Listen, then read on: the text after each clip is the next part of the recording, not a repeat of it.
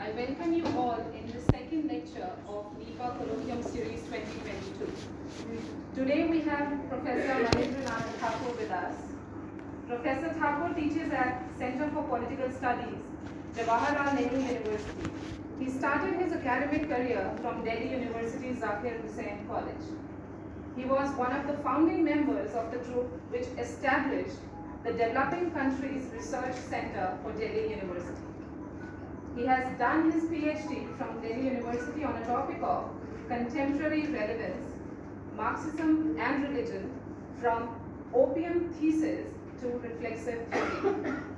After joining JNU and realizing Indians' elite obsession with Indian language and the humiliation of students from Hindi heartland in so-called premier institution of India, he has started mobilizing students and teachers to write in Hindi.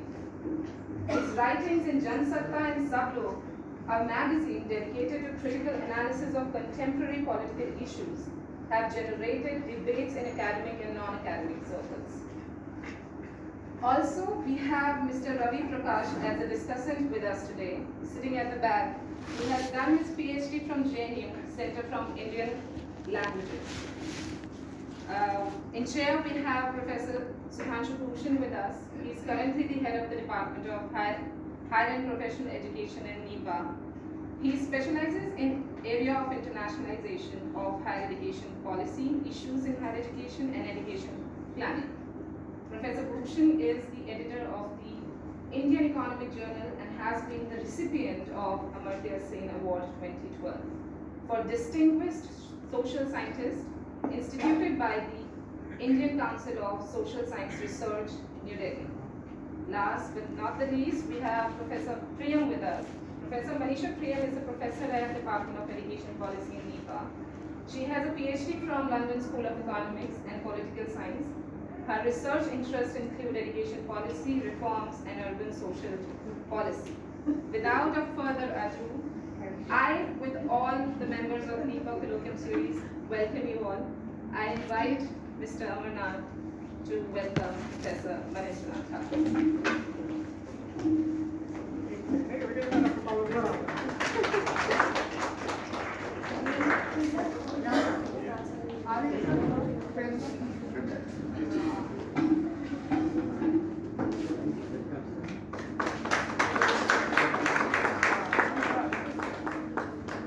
I invite Ashish to welcome us with a bouquet.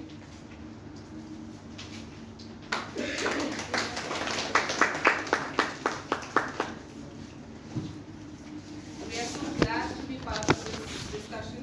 Without a further ado, the stage is yours.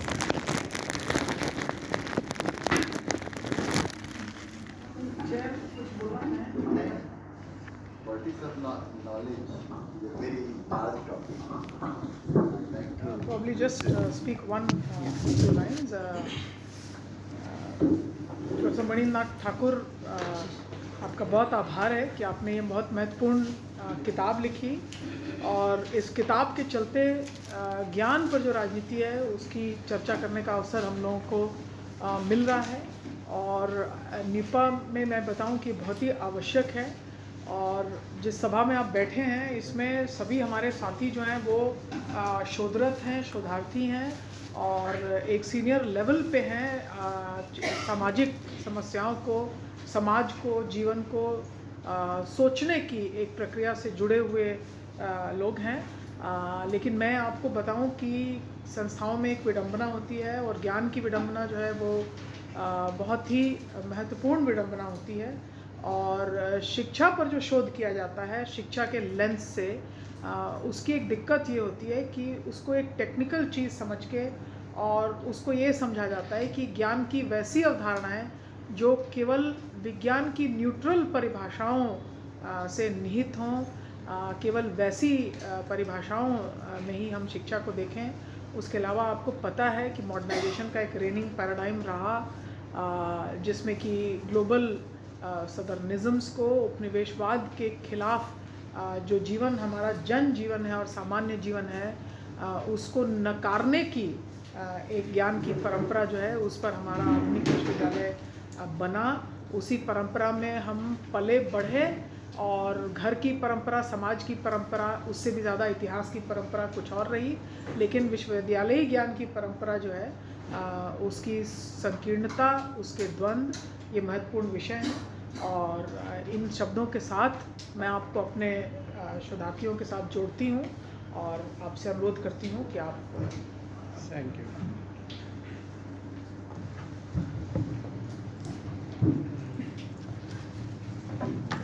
Thank you, Professor Bhushan and Professor Priyam.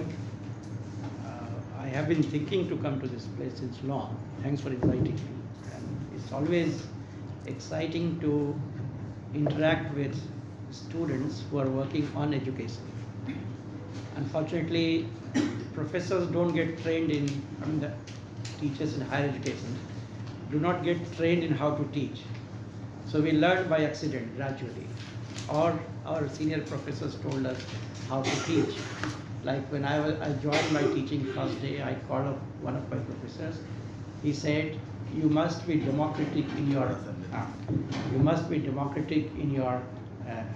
classroom, and you must have very friendly relation with your students." That's the only clue that we got when we started teaching, and I think this is something that we have been transferring to new generations. We have never worked on our own teaching styles and pedagogical techniques, how to go about it. So it's always exciting to talk to this kind of audience. Few things about the book. One, and I keep repeating this, if somebody has watched any video will find it every time coming up, that is, generally speaking, a book is not an individual product. This is absolutely bogus to write one's own name on the book. It's a collective. Knowledge is always a collective product. But since we live under the regime of intellectual property right, so therefore copyright belongs to the author. I think author is always plural. In this case particularly, I can give you evidence. In this case, I think most of the knowledge that I've acquired through my students in the classroom and through my fight with my teachers. And of course, my students also keep fighting with me. They are not easily convinced about things. So that is the source of my knowledge. When I came to JNU, I decided two things. One, that I will work on Indian intellectual tradition, and two, that I will write in Hindi. And I was a little arrogant probably to say that I will not write in English till my first book in Hindi is published, and also it will not be translated by me at least. I will not. A lot of people are asking me to translate. I said I will not translate. If people need it, they can translate it. I don't want to translate. So I think this is the kind of politics of knowledge that is depicted in this book. It's a collective project. The painting belongs to a friend of mine who is an abstract painter, which shows that how our consciousness is in chaos and we are trying our way out from that. This also depicts the post-colonial society's epistemological dilemma. This friend of mine who does not know English got his degree somehow in fine art, belongs to Banaras, and when a political scientist asked him, "What are you painting? What is this painting of?" As if there has to be some photograph or something to be replicated. So he was very frustrated. He asked me what to say. Then I wrote a small paragraph for him saying that he is trying to paint his consciousness. And the consciousness is Kabir's consciousness that he has acquired from Banaras. So in a way, this is a kind of representative of that kind of new trend in painting, which is not being copied from anywhere else, but it is a kind of thing coming up from society within.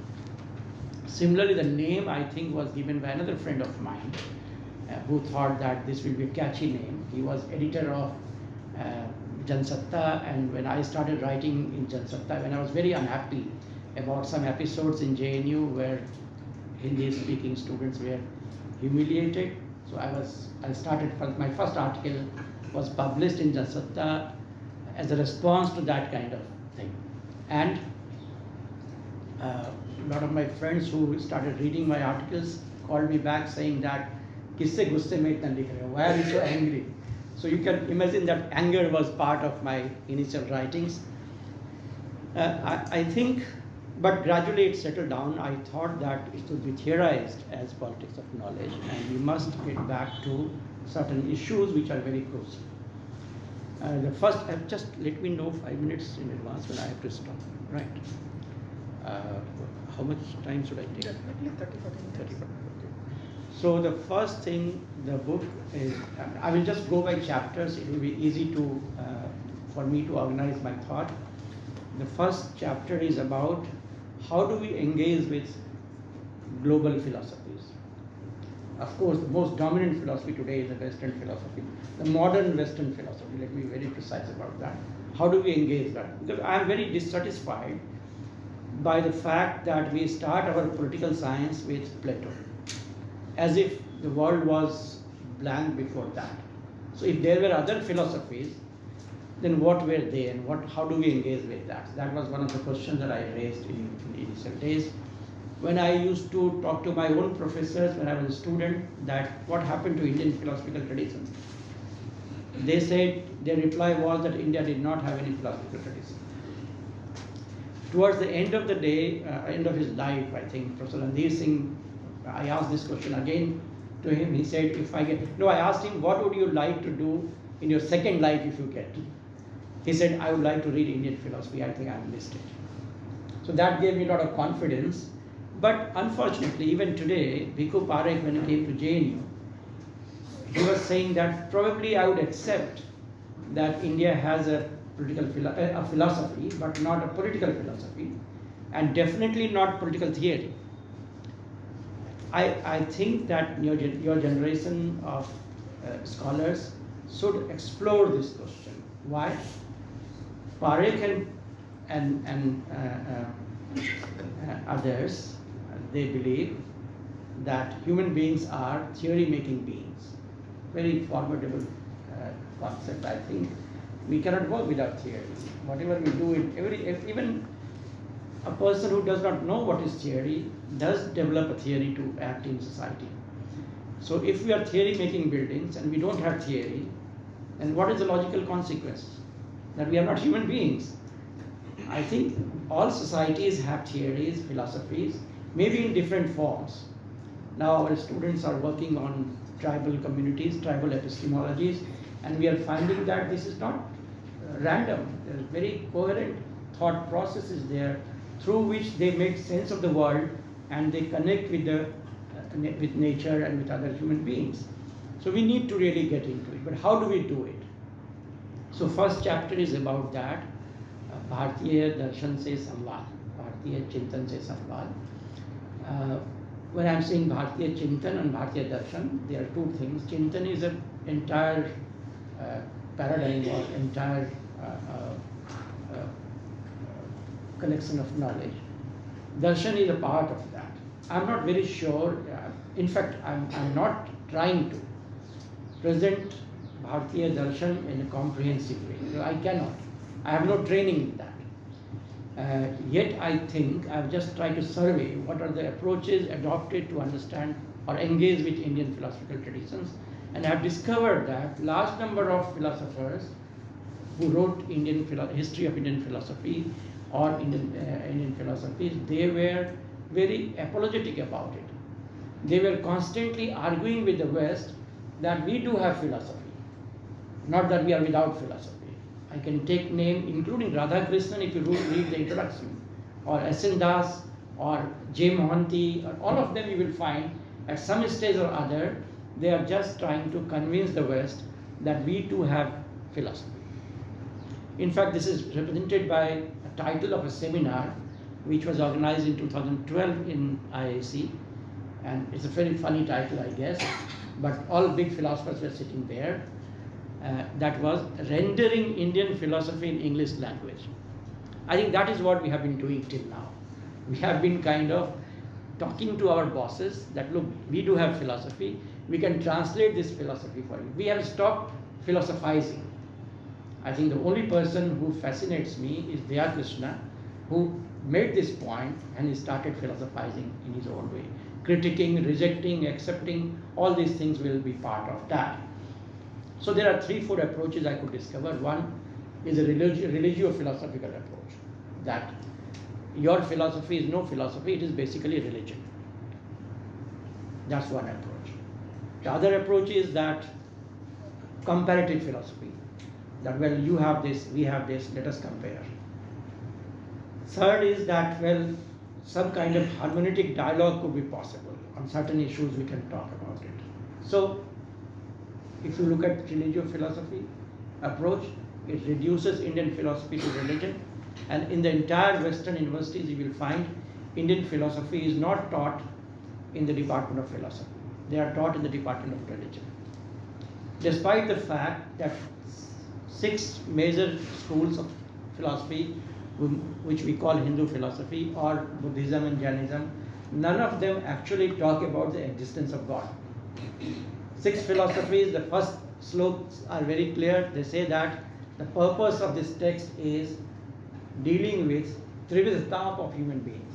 Daihik, Daivik, Bhautik Tap of human. Is it fine if I speak in English? So Daihik, Daivik and Bhautik Tap, these are the crises that we face, and these philosophies will solve those problems. That's the purpose. Yet they think it is a religio philosophy. To the extent of it that Buddhism is also taken as religion. Well, I don't know if it qualifies to be categorized as religion. There's a lot of debate now, and Richard King, who is a very interesting philosopher on religion, suggests that the category of religion does not capture this phenomenon. So this idea of putting Indian philosophy under the category of religion does not allow us to comprehend a lot of things which Indian philosophy is talking about. Second is this comparative philosophy. Again, it's a very funny thing that Hegel is compared with Shankar, and such kind of books you will find.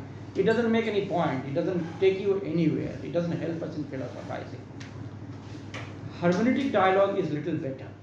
It at least tries to say that, well, if you have a question of epistemology, let us see how different philosophies have talked about epistemology. That looks little better, but yet in that the main concern is that, well, we have very developed theory of epistemology. Others are in their childhood, but they were also talking of epistemology. That's it.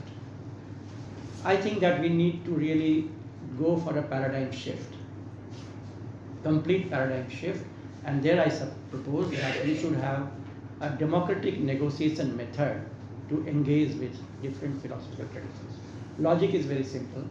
All human beings have reflexive capacity. They solve their problem with the help of that reflexive capacity, and in that process they philosophize and theorize. So any human being living anywhere in the world must have developed their own philosophies and theories, appropriate for their own life, which must have worked for them. Maybe this is not expressed in a similar way. Maybe it is not capable of explaining things which we are facing today, but definitely there was something which needs to be taken very seriously. And in these traditions, if there is something which is more developed in one civilization and less developed in another civilization, we need to arrive on a conclusion which can be way forward. For instance, I think Western philosophy does not have adequate philosophy or theory or philosophy of consciousness. The reason is very simple. After the Cartesian dualism, you can see that mind was not their concern. Science was mainly concerned about physical world or biological world or chemical world. So the mental world was not their concern. So jokingly I say that if you want to earn money, you go abroad and start teaching them meditation. You can earn more than as a political scientist you will earn anywhere in the world. But they have no technology of the self, or their technology of the self that Foucault talks about, which used to be there in Greek society. They have lost that with the positivist scientific revolution. Only now they are coming back, and Varun is with me, who would correct me. Now neurobiologists, psychiatrists, neurologists, neurosurgeons, everybody is talking about consciousness. Physicists, Roger Penrose got Nobel Prize, who has 2 books on consciousness. Yet they think there's a hard problem of consciousness, very difficult to solve. Whereas in this intellectual tradition, in 7th century, you get a text like Vigyan Bhairav. which is one of the most powerful texts on consciousness, which talks about layers of consciousness and how to access those layers of consciousness. Now they are reading it very seriously, and there are a lot of books on this coming up recently.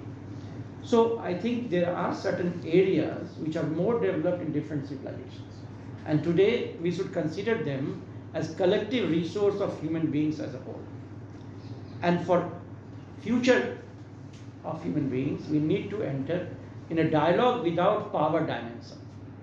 I think dialogues were earlier also, but the power was very important in that. In the colonial period, for instance, they told us that you have good literature, but you don't have good science. I will not go into the colonial debate on science, but you have examples of Jagdish Chandra Bose or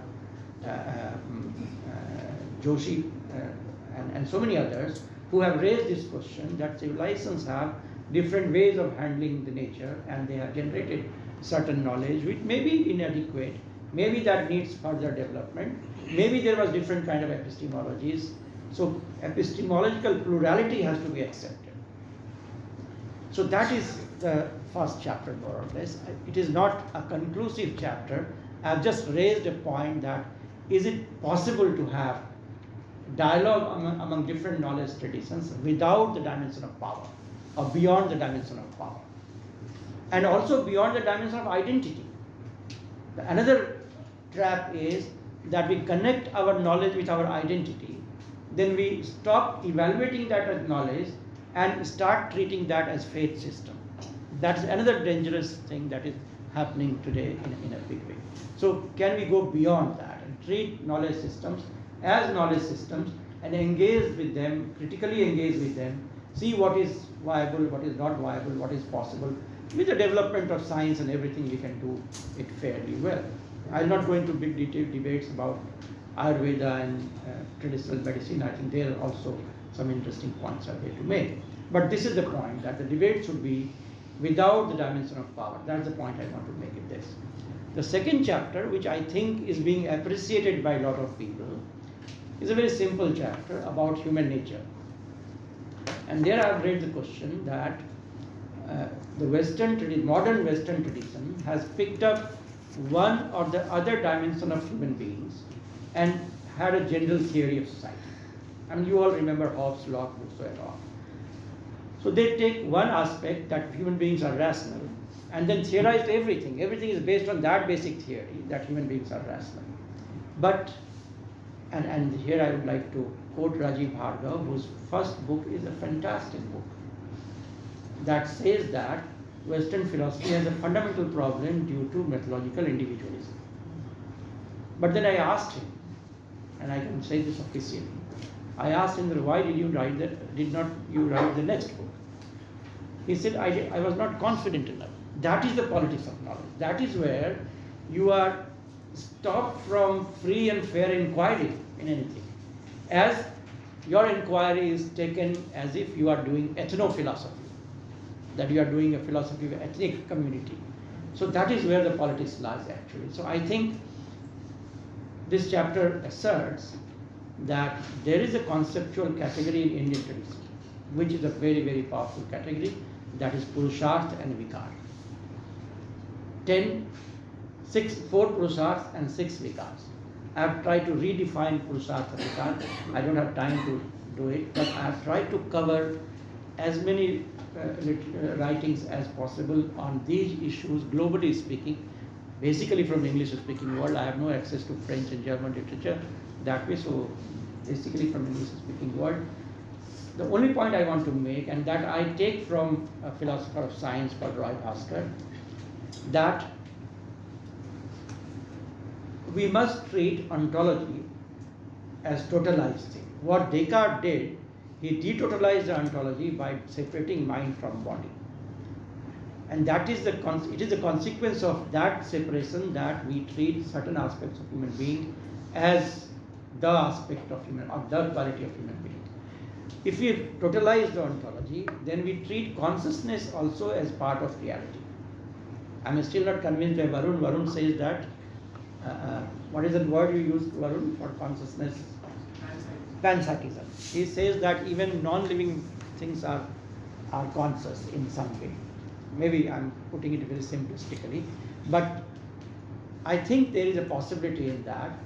So this argument that we need to re-totalize the reality gives me clue to see human beings as a totalized being, plus 10 qualities of human beings, and 2 more elements are time and space.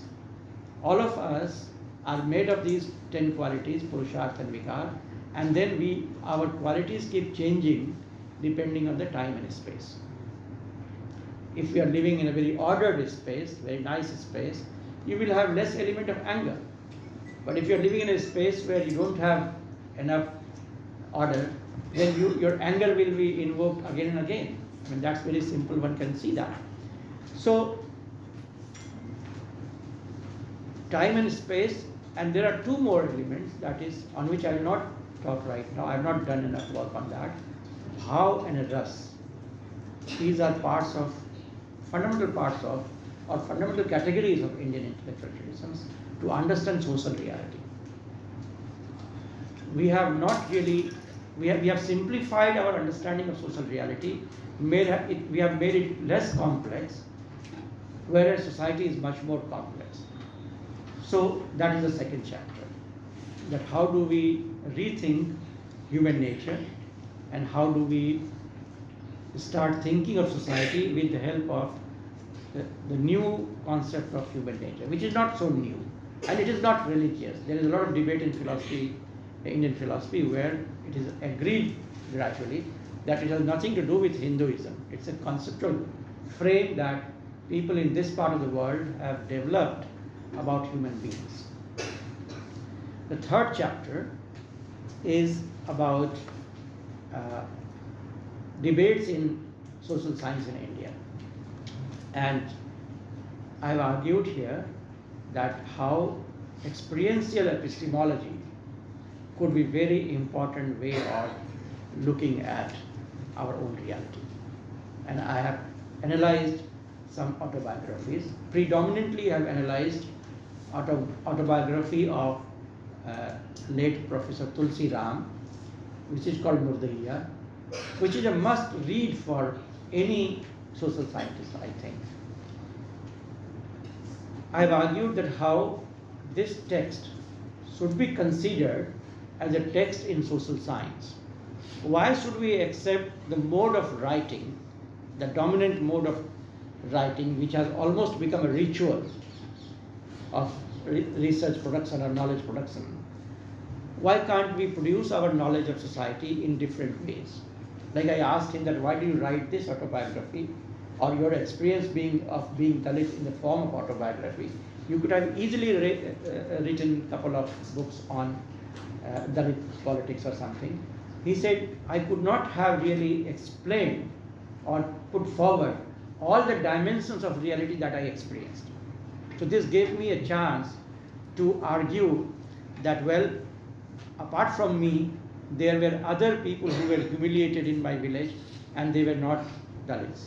Or I suffered multiple humiliations, like he had his one eye was not working, or his only one eye was functional, so his uncle would call him, kitni ungaliyan hai?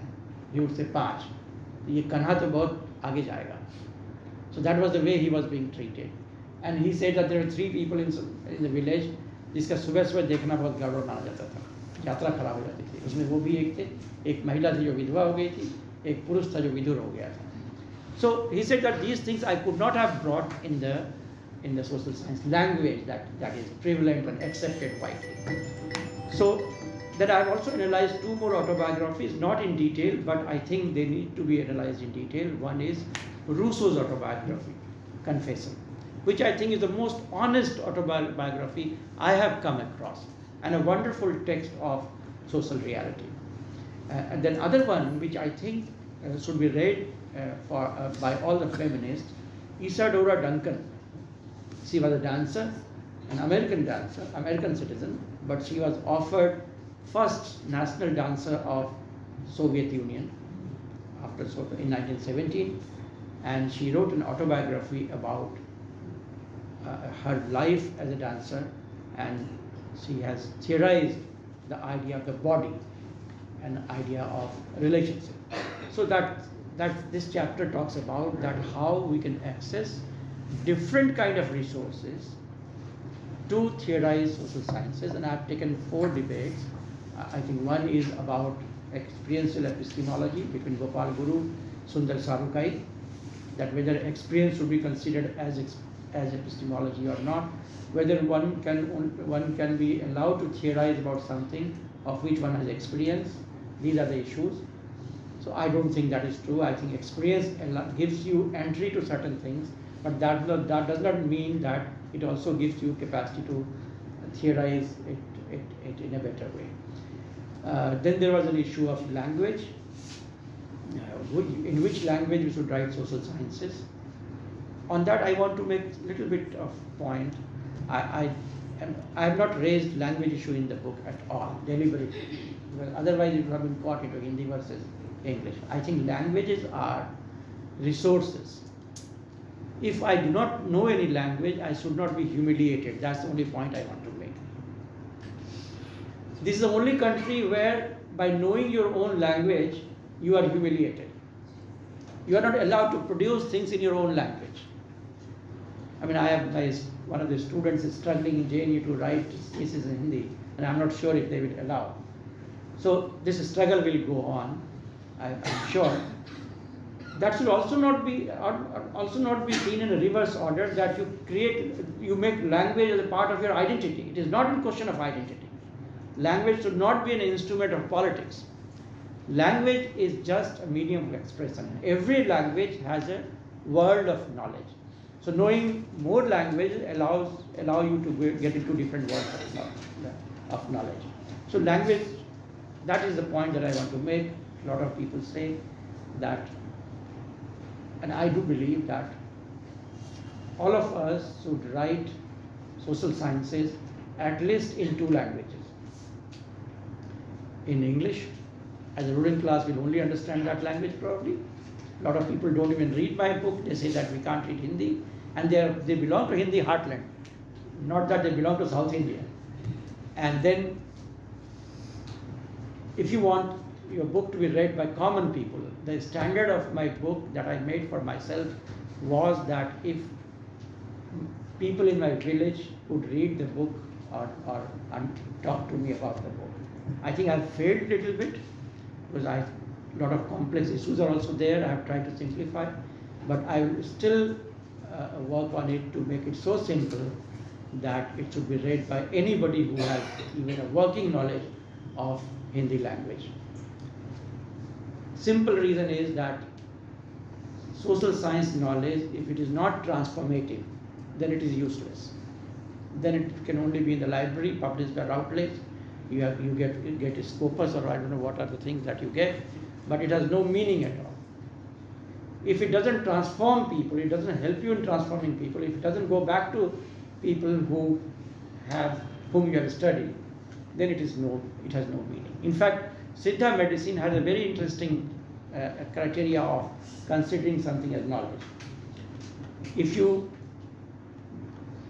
create a knowledge and go back to people for whom you have created, or about whom you have created the knowledge, if they approve your knowledge that it is knowledge, then only your thing will be accepted.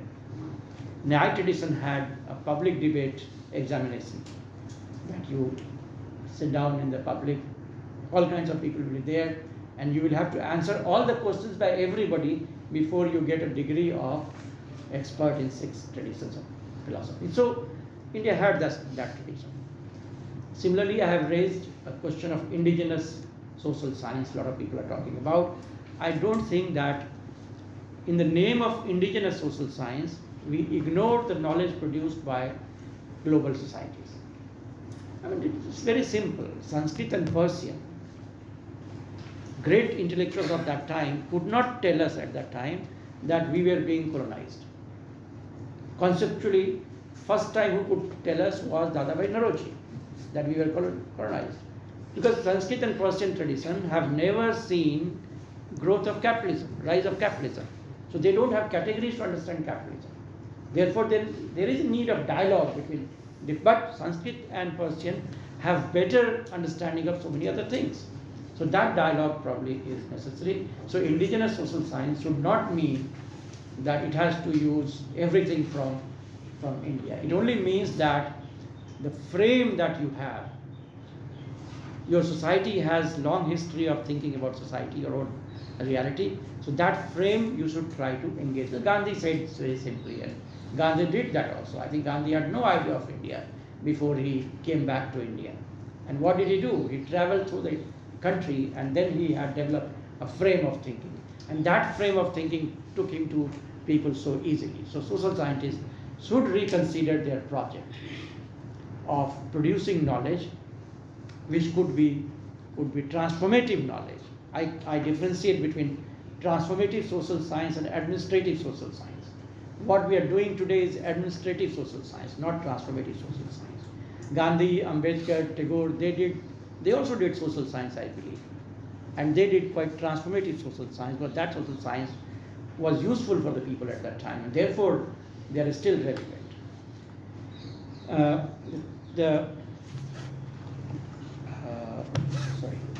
Fourth chapter is about, I'll just take another 10 minutes, right?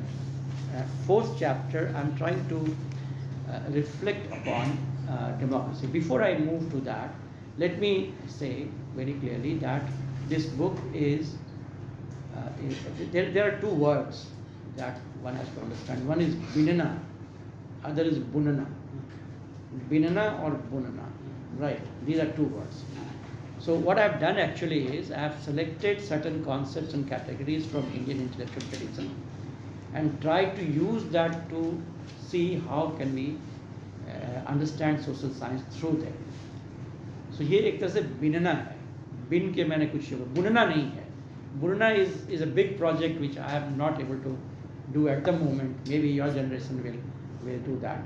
I'm probably too late for that. But we can do that also. That should be done. At the moment, I have taken two concepts. One is Purusharth and Vikar, I said. Other is Purupaksh and Uttar Paksh. That when you are developing some new theory, you must also comprehend the other party. What is other party? And there I have discussed about philosophy of science, the crisis of philosophy of science, and how new moment has come in science where epistemology is further opened up for this kind of dialogue. I'll not go into detail of that, but then I've used these two concepts, Purupaksh and Uttar Paksh, for analyzing two more ideas in this book. One is democracy, other is religion. So on democracy, my suggestion is that what we are having as government in any society is a consequence of social reality. It is not a product of social reality. It is a product of social reality. It is a consequence of social reality, not the society is being transformed by that, and therefore they came first. For instance, I have an article which is not part of this, where I am arguing by looking at three different novels. One is by Manu Bhandari, Mahabhoj. Other one by Priyamvar, Ve Wahan Kaid Hai. And third one by Purushottam Agrawal, Nakohas. First one was written before Babri Masjid. First one was written much before Babri Masjid, when democracy started declining and there were a lot of conspiracies. She has tried to locate in that. Second was pre-90, what social process was going on. And third one is the current one. And if you look at them, you will see as if there's a progression of the similar kind. So society was already transforming, and therefore we have a new kind of situation today where we have arrived and we are trying to analyze, is it populism, is it authoritarianism, is it fascism? We don't know what it is. But there are tendencies in the state, forget about the government, that the state has now abandoned democracy. Democracy is no more important for a state. And it is not only India, globally speaking, I think the marriage between democracy and state seems to be over. At any point of time, they may abandon democracy to become absolutely authoritarian. And if you look at the development of capitalism today, there's another article I have written about, is capitalism facing a philosophical crisis? And I think it is facing deep philosophical crisis, because earlier, 17th century, Adam Smith writing his text, that was a time when for the first time there was a text written, a long poem written without any name, and this poem justified or argued that greed is good. And that is the fundamental principle of capitalism. And 2008 crisis, economic crisis, a lot of scholars were analyzing why crisis happened, including Amartya Sen and others, and they are saying that greed is the main reason for this crisis. Now, from greed is good to greed is the main reason. But if not greed, then what will sustain capitalism? That is my question. And I don't think there is any other reason to believe that there are new principles coming up to sustain capitalism. And if that does not happen, then the way capital is being accumulated in some hands, it will become state will become very authoritarian to defend capitalism. Something that we are seeing even in the COVID period, how there has been rise of capital of some capitalist class. So that is in the democracy, trying to connect between politics of religion and state and capitalism, how they are interconnected. And the last chapter is on religion. I'm arguing that secularism is no answer to this question. In fact, probably the concept of secularism was making the middle class very comfortable by ignoring religion. And there is a very contradictory trend. There is a rise of literature and secularism, and there is a rise of communalism simultaneously. Or you may say rise of literature and secularism and decline of secularism in society, simultaneously happening. So we need to really take that very seriously. And a lot of people were understanding this crisis. And two literary thinkers, and I think they were our philosophers, have really experienced, talked about it very early, in late 40s or early 50s they were talking about it. One is Hazari Prasad Dwivedi, his book Anand Das Ka Potha, again a must read for any social scientist, and another one by Jayasankar Prasad, Kankal. In both these books, they have developed certain model of critique of religion. And there is an internal tradition of internal critique in every religion that needs to be reclaimed at this moment. In fact, this capitalism, religion, democracy trio, they are trying to stop this idea of self-critique or internal critique, which was very prevalent at this stage. So I've just tried to argue that if that kind of critical approach is adopted to understand any philosophical tradition, including Indian philosophical tradition or religion, that will make them more liberating. I call it Muktikami dharma. We can think of the Muktikami dharma.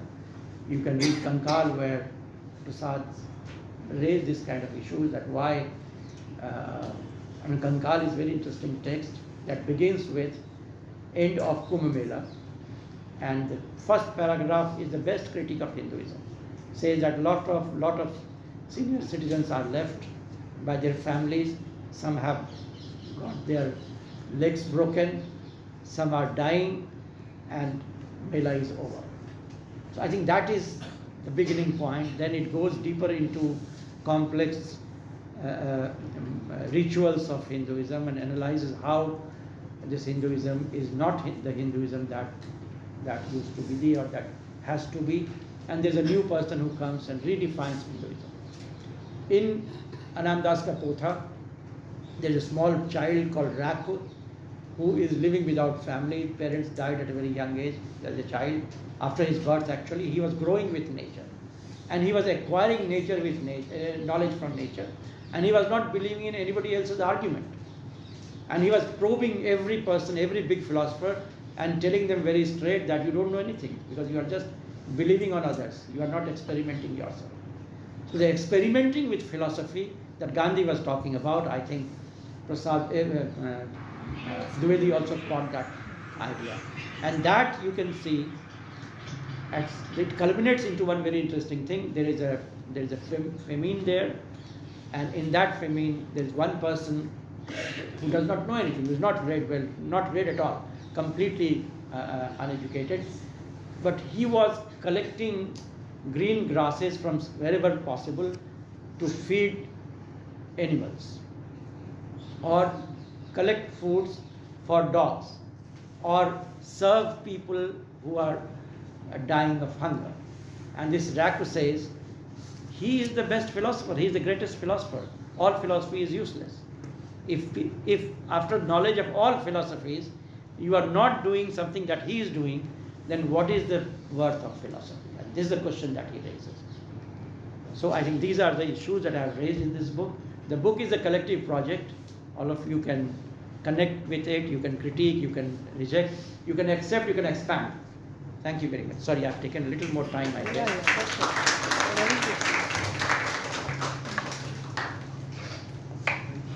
Ravi, aye. Ravi ji, I'm waiting for your. I have a few points, but only after you speak. आइए यहाँ I think take. यहाँ आइए. यहाँ ना आ जाइए. अरे यहाँ आ जाइए, माइक लीजिए. आना पड़ेगा भाई. Why are you hesitant? Ravi ji हैं. अजी अटेंडेंस सबका हो गया.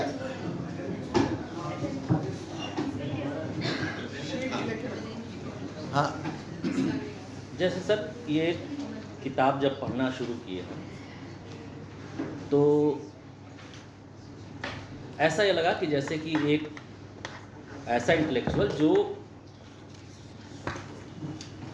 खासकर हजारी प्रसाद द्विवेदी और नामवर सिंह के हवाले से भारतीय चिंतन परंपरा के बीच का जो काल है, खासकर उपनिषद के बाद किसी नई चिंताधारा का न पैदा होना और आधुनिक चिंतकों का जो खासकर भारतीय चिंतक हैं वो कैसे वेस्टर्न फिलॉसफी के टर्म्स, उनकी अवधारणाओं और उसमें चले गए। बीच का एक बहुत बड़ा पीरियड खाली है, जिसमें जैसा कि आप इशारा भी करते हैं कि सर्वपल्ली राधाकृष्णन जो है वो उपनिषदों को एक तरह से फाइनल स्टेज ऑफ फिलॉसफी घोषित भी कर देते हैं, और इंडियन और वेस्टर्न फिलॉसफी के बीच जो एथिक्स का जो अंतर है, दरअसल उसमें एक बहुत बेसिक ये चीज़ है कि शब्द ही ब्रह्म जब कहा गया कि शब्द ही ब्रह्म है, और शब्द मतलब वेद, और वेद ही प्रमाण है, तो हमारा मुख जो है, हमारा जो फेस है, वो सोसाइटी की तरफ से हट करके वह वेद की तरफ चला गया। और वेस्टर्न फिलॉसफी जब अपने आप को शुरू करती है तो वेस्टर्न फिलॉसफी दरअसल खासकर जिसको कांट के संदर्भ में कहा है कि नॉमिना और फेनोमिना के संदर्भ में अपने को नॉमिना को वो हटा देती है, यानी कि जो आध्यात्मिक जगत है या जिसे हम ब्रह्म, आत्मा, इन संदर्भों में जो देखते हैं तो उसे वो हटा देते हैं। जबकि इंडियन फिलॉसफी लंबे समय तक डेवलप ही होती रही, सारे 6 स्कूल प्रमाण तो वेद को ही मानते हैं, और श्रुति और स्मृति, वेद मतलब कि वेद में बहुत सारी बातें थी लेकिन उसे समझा कैसे जाए, तो स्मृतियाँ लिखी गई। स्मृतियाँ लगभग 273 के आसपास लिखी गई, लेकिन कुछ स्मृतियाँ महत्वपूर्ण हैं। सबसे मेजर स्मृति जो है उसमें मनुस्मृति है, जो कि 4 पुरुषार्थों 10 विकारों की व्याख्या अपना करती है। लेकिन दरअसल धर्म, अर्थ, काम, मोक्ष जो दरअसल वह आनंद की अवस्था है, वो ब्रह्म है जिसको प्राप्त करना है, और जगत माया है, ब्रह्म सत्य, जगत मिथ्या, ये लंबे समय तक हमारे समाज में, हमारे फिलोसफिकल ट्रेडिशन में चलता रहा। तो ये अंतरधारा जो टूटी है, इसका कारण वेस्ट की बजाय हमारे भीतर है, जो मेरा मानना है। और इस टूटने के पीछे जो है एक और कारण है प्रेजेंट टाइम में। इंडियन मोरालिटी जो एथिक्स जो है वो 3 जगह से डिराइव होता है। एक तो वेद खुद है, दूसरा है पुराण, और तीसरा चारवाक का अपना चारवाक या आजीविकों की अपनी परंपरा रही, जो भारतीय भौतिक परंपरा जिसे हम कहते हैं। तो दरअसल इंडियन फिलोसफिकल ट्रेडिशन में वैदिक मोरालिटी भी जो है वो हाशिए पर है। जैसे कि सर कह रहे हैं कि उसमें ईश्वर या इस तरह का तो कोई वो है नहीं, लेकिन एक आध्यात्मिक जगत है, एक ब्रह्म है, जो सिर्फ अनुभूति का विषय है। लेकिन जो पूरा का पूरा पुराण है या हमारा समाज है, अगर हम समाज अध्ययन की बात करें तो जिस समाज को हम समझना चाहते हैं वह वेद से ज़्यादा पुराण से चालित है, और वह कथाओं के माध्यम से प्रकट किया गया। कथाओं इन द सेंस कि जैसे कि एक पैसा गिरा है कहीं रास्ते पर, तो वैदिक मोरालिटी का आदमी कहेगा कि ये जिसका होगा, हमारा अधिकार इस पैसे पे नहीं है, तो हम इसे नहीं लेंगे, ना हमारे कर्म से या किसी चीज़ से प्राप्त नहीं। पौराणिक मोरालिटी उसको कहेगी कि ये पैसा यहाँ गिरा है, मेरा भाग्य है, मैंने इसे देखा, इसे पाया, उसे लेकर चले गए।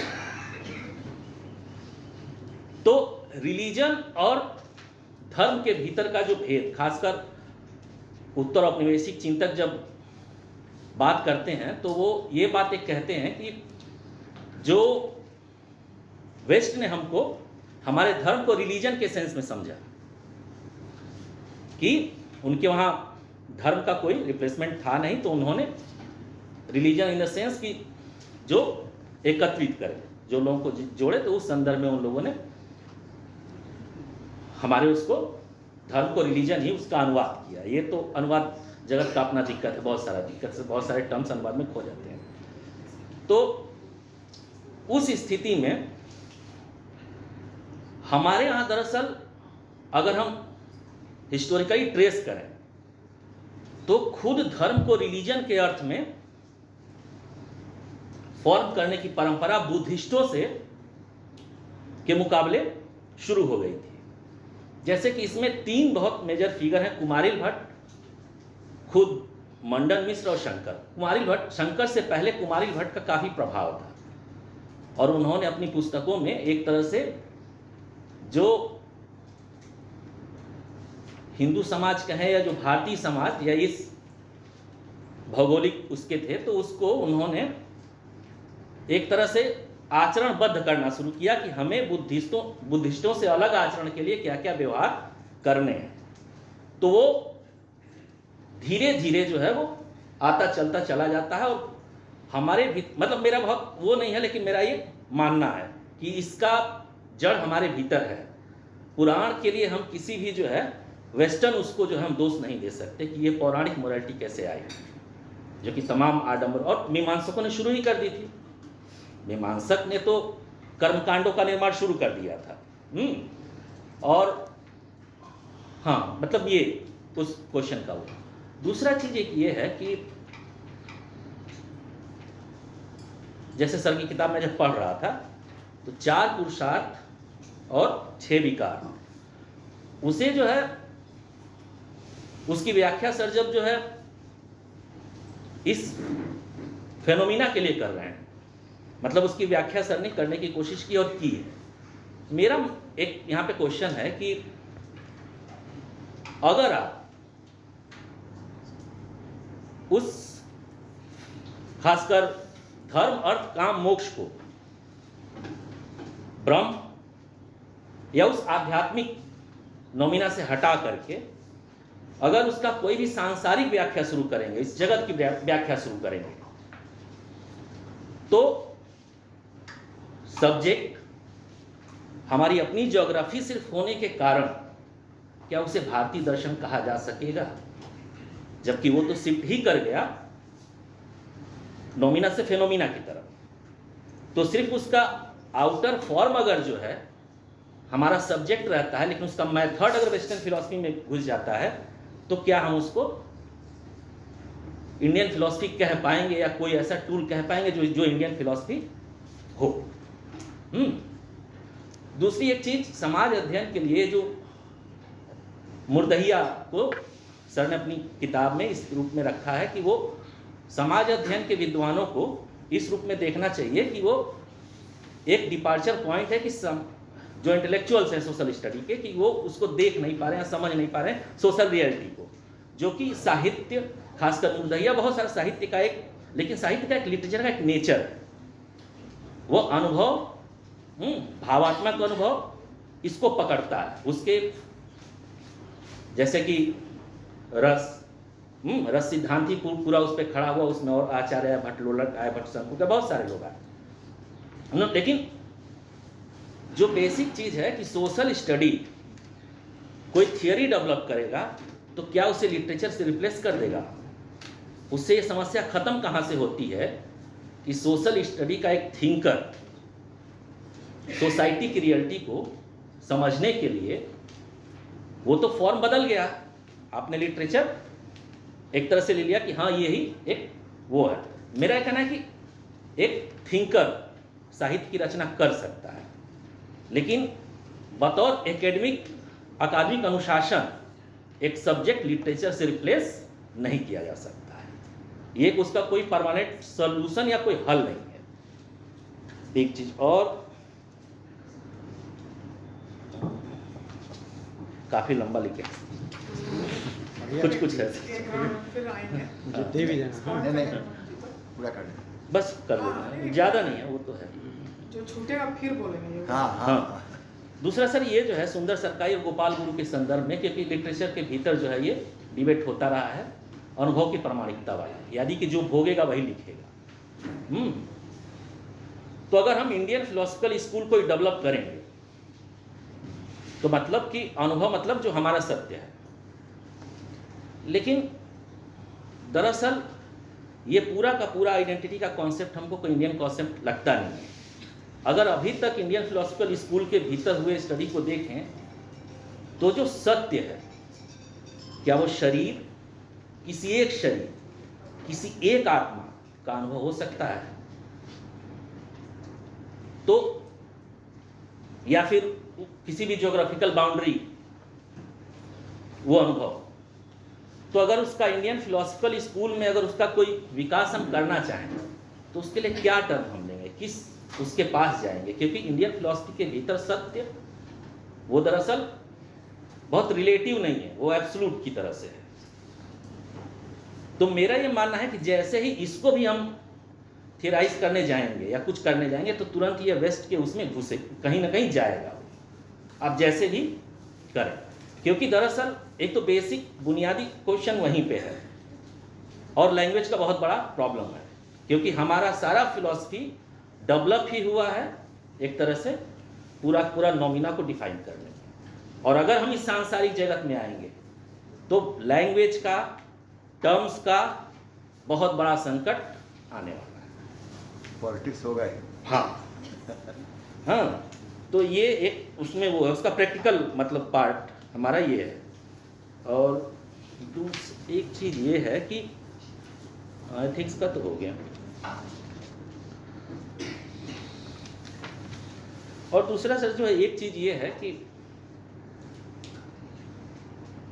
इंडियन और वेस्टर्न फिलॉसफी में कुछ चीज़ें कॉमन हैं कि भौतिक से अभौतिक की व्याख्या नहीं हो सकती, या अभौतिक से भौतिक की व्याख्या नहीं हो सकती। तो इस संदर्भ में, और ये लॉजिक सिस्टम थोड़ा और भी कि अगर कोई यूनिवर्सल ट्रूथ है, उसका एक भी एक्सेप्शन मिल जाता है तो यूनिवर्सल ट्रूथ खत्म हो जाता है, वो नहीं रह पाता। ये लगभग हमारे वहाँ भी मानने का कुछ है। मेरा ये कहना है कि जैसे कि एक होमोजीनियस कैटेगरी की तरह, जैसे भारतीय, एक तो पहली बात दिक्कत यहीं पर है कि दार्शनिक परंपरा जो हम कहते हैं उसमें भारतीय ये ज्योग्राफिकल टर्म है, ये कोई फिलोसफिकल टर्म है नहीं, या कोई लॉजिक का टर्म नहीं है जिससे हम किसी दार्शनिक परंपरा को विशेषीकृत कर पाए। इसलिए इसका दिक्कत है, इंडियन और वेस्टर्न इस कॉन्सेप्ट का बहुत दिक्कत है। और तो खुद जिसे भारतीय दार्शनिक परंपरा कहते हैं, दरअसल ये जो पुरुषार्थ और विकार हैं जिस स्कूल से आ रहे हैं, वेस्ट में दरअसल इंडियन फिलॉसफी का मतलब समझा ही जाता है अद्वैत वेदांत, और कोई स्कूल नहीं समझाता, और शंकर को सबसे बड़े फिलोसफर के बतौर समझा जाता है। इस किताब में भी जो है एक तरह से जहाँ प्रस्तावना रखी गई है पुरुषार्थ और विकार की, एक तरह से वो स्वीकार न करते हुए भी अद्वैत वेदांत के ही एक दायरे में वो काम कर रही है, जबकि इसका एक्सेप्शन इंडियन फिलॉसफी के भीतर मौजूद है। तो इसको कोई होमोजीनियस या यूनिवर्सल कैटेगरी इंडियन फिलॉसफी का जो है वो बनाने से मुझे लगता है कि वो एक डेमोक्रेटिक, क्योंकि सर अपनी किताब में बहुत डेमोक्रेटिक कोशिश में है कि एक डायलॉग या फिर एक ऐसा प्लेटफॉर्म बने कि जिससे कि एक डायलॉग संभव हो पाए, जबकि एक उसमें चीज़ ये है कि नॉलेज प्रोडक्शन बहुत संवादात्मक होगा कि द्वंद्वात्मक होगा, कैसा होगा, किस रूप में नॉलेज प्रोडक्शन होगा, ये थोड़ा सा एक क्वेश्चन है। और दूसरा, कलेक्टिव नॉलेज प्रोडक्शन पे कम से कम मेरा कोई वो नहीं है। अनुभव कलेक्टिव हो सकता है, एक पोइट्री का, एक नॉवेल का अनुभव हमारा कलेक्टिव हो सकता है, उसमें हमारी सोसाइटी के बहुत सारे कैरेक्टर हो सकते हैं, लेकिन नॉलेज प्रोडक्शन हमेशा एक का वो सिंगुलर यूनिवर्सल एक जर्नी है। कोई भी लिटरेचर प्रोडक्शन वो कोई कलेक्टिव से या फिर क्या बोलते हैं यूनिवर्सल से सिंगुलर होने का परंपरा, मतलब मुझे लगता है कि ऐसा लिटरेचर शायद पॉसिबल नहीं है। वैसा लिटरेचर बाइबिल है, कुरान है, जो साया हुए हैं। ह्यूमन लिटरेचर वो सिंगुलरिटी से यूनिवर्सलिटी की तरफ जाता है। तो ये स्टूडेंट क्वेश्चंस हैं कुछ? पहले इस पे इसी पे, हाँ ठीक है, जैसे भी आप जैसे चाहिए। रवि जी सामने तो रहिए, यहीं बैठा था। रवि जी ने सामने आइए, बिना देखे नहीं बोल जवाब आपको देना। अरे नहीं नहीं, यहाँ आइए। चेयर चेयर चेयर जैसे चाहिए। हाँ जब तक वो देखेंगे जवाब कैसे देंगे? और पीछे नहीं मिला, यहाँ आइए ना। और शर्मिला है रवि जी। तो पहला सवाल जो आपका है वो वेद ही प्रमाण है से रिलेटेड है, और ये मानते हैं कि वेद पूरा वांग्मय को, सब लोग वेद को एक शब्द प्रमाण मानते हैं, वहाँ से फिर मूव करते हैं। और उसका दूसरा खंड ये है कि बीच में जो पुराण का आता है, और पुराण ही हमारे संसार जगत का निर्माण करता है, जो सामाजिक जगत हमारा है उसका निर्माण करता है, और वही गाइड करता है हमारे समाज के स्ट्रक्चर को। और इस अर्थ में धर्म जो है वो रिलीजन भी है, right? That's the first question. तो इसमें दो बातें मुझे कहनी है। पहली बात तो ये मुझे कहनी है कि भारतीय परंपरा में वेद को ही प्रमाण नहीं मानने वाले बहुत से लोग हैं, और स्वयं उस परंपरा के अंदर के लोग हैं। जैसे अपने जनक नॉट जनक अष्टावक्र के गीता का नाम सुना। वो अष्टावक्र क्यों हुआ वो भी कहानी सुनी होगी आपने, कि अष्टावक्र इसलिए हुआ कि जब वो माँ के पेट में था तो वो आलोचना कर रहा था वेद की, तो उसको उसके पिताजी ने शाप दिया कि आप वेद का आलोचक हो गए। और तो वेद की आलोचना और जनक से जब संवाद करते हैं तो वेद परे चला जाता है। तो मुझे लगता है कि जब वेद के बारे में क्लेम करते हैं ये लोग कि वेद अपौरुषेय है, उसका मतलब सिर्फ ये है कि यूनिवर्सल है। जैसे फिजिक्स का लॉ यूनिवर्सल है, वैसे वो क्लेम करते हैं कि वेद यूनिवर्सल है, वहाँ से शब्द प्रमाण की बात शुरू होती है। लेकिन वेद को यूनिवर्सल नहीं माने जाने की प्रक्रिया भी उसी के अंदर चलती है। वहीं पे एक पूरा डिबेट है कि वेद प्रमाण है या नहीं है वेद को। इसीलिए जब बुद्धिज़्म और जैनिज़्म का उदय होता है तो वो कहता है वेद प्रमाण हो ही नहीं सकता है, और इसके अंदर भी फिर वो डिबेट चलता है वेद प्रमाण है कि नहीं है। तो मुझे लगता है जिस बात को मैं आखिरी में कह रहा हूँ कि इन परंपराओं में आत्म आलोचना संघर्ष है, ऐसा नहीं कि कोई मोनोलिथिक परंपरा है। पहली बात ये है। दूसरी बात ये है इसमें कि जैसे आपने कहा कि मनुस्मृति सबसे महत्वपूर्ण स्मृति है, मुझे ऐसा नहीं लगता है, मैं गलत भी हो सकता हूँ। मुझे लगता है जो सबसे महत्वपूर्ण स्मृति है जिससे सोसाइटी गाइडेड है वो है याज्ञवल्क्य स्मृति। जैसे आप प्रॉपर्टी रेजिम को ही देखें तो मनुस्मृति से तो गाइडेड नहीं है, याज्ञवल्क्य स्मृति से गाइडेड है। और याज्ञवल्क्य स्मृति बहुत इंटरेस्टिंग है, उसमें बहुत सारी चीज़ें हैं जो आप अभी भी प्रैक्टिस में देखेंगे। और अभी जब नया एनिमल राइट्स और प्लांट्स राइट्स को लेकर चीज़ें उठ रही हैं तो बहुत सारी चीज़ें वो प्रीएम्प्ट भी करते हैं। और याज्ञवल्क्य भी एक इंटरेस्टिंग चीज़ ये है कि याज्ञवल्क्य ने जब स्मृति लिखी तो कहा कि लोग इसको समझेंगे कैसे। तो याज्ञवल्क्य ने अपने शिष्य गौतम से रिक्वेस्ट किया कि तुम एक लॉजिक के ऊपर ट्रीटाइज लिखो, जिसके चलते न्याय लिखा गया। और न्याय बहुत इंटरेस्टिंग टेक्स्ट है, क्योंकि उसके अंदर प्रमाण सिर्फ लॉजिक ही है, दूसरा कोई प्रमाण नहीं है। अंतर सिर्फ एक है उसके लॉजिक में और वेस्टर्न मतलब एरिस्टोटेलियन लॉजिक में, कि एरिस्टोटेलियन लॉजिक कहता है कि जहाँ जहाँ आग है वहाँ धुआं है, जहाँ आग है वहाँ धुआं है, जहाँ आपने धुआं देखा तो कार्यकारी संबंध वहाँ आग होगा। इसके बारे में एक छोटी सी कहानी आप लोगों में शेयर करना चाहूँगा, जो मुझे गांव में मिली थी फील्ड वर्क करते वक्त, कि गौतम ऋषि जब ये पढ़ा रहे थे अपने बच्चों को, तो उनकी पत्नी कमरे के अंदर से आई और घड़ा फोड़ दी, और घड़े में धुआं भरा हुआ। कहा कि ये धुआं यहाँ है, आग कहाँ है। तो उन्होंने मॉडिफाई किया और 5 स्टेज लॉजिक बना कि जहाँ जहाँ जहाँ आग है वहाँ धुआं है, जहाँ धुआं है वहाँ आग होने की संभावना है, और फिर आप जाकर प्रमाणित कीजिए कि वो आग है, इन्वेस्टिगेट कीजिए, एम्पिरिकल एविडेंसेस लाइए। उससे बड़े सारे जोक्स वहाँ पे इंटरेस्टिंग जोक्स है, कभी हम उससे बात कर सकते हैं। तो मुझे लगता है उसके अंदर ही शब्द प्रमाण को भी खारिज करने का एक पूरा डिबेट उसके अंदर चल रहा है।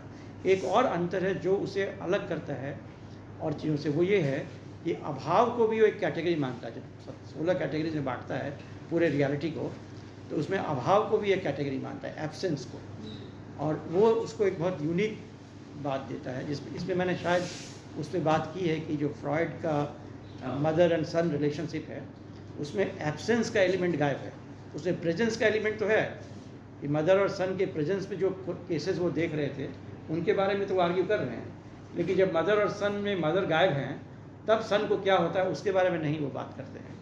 जो गांव में एक बड़ा पुराना डिक्टम है कि बिना माँ का बच्चा टूअर और बिना बाप का बच्चा सुअर, ये बड़ा साइकोलॉजिकल स्टेटमेंट है। One can analyse, these have solid philosophical groundings I guess.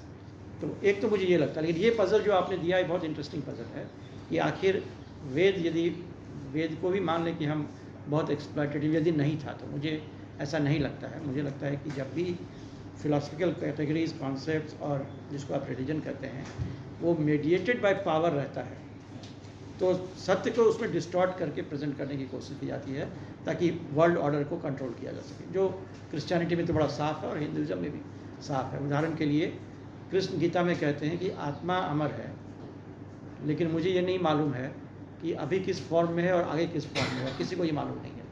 लेकिन महाभारत में कहते हैं कि इस जन्म में मैं इसलिए सियार बन गया कि पिछले जन्म में मैंने एक पंडित को तंग किया था।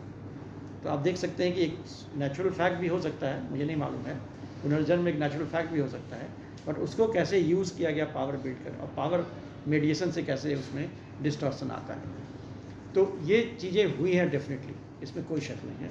और समय समय पर जब जब रिलीजन स्टेट पावर के साथ अलायंस करता है तब तब रिलीजन को डिस्टॉर्ट किया जाता है।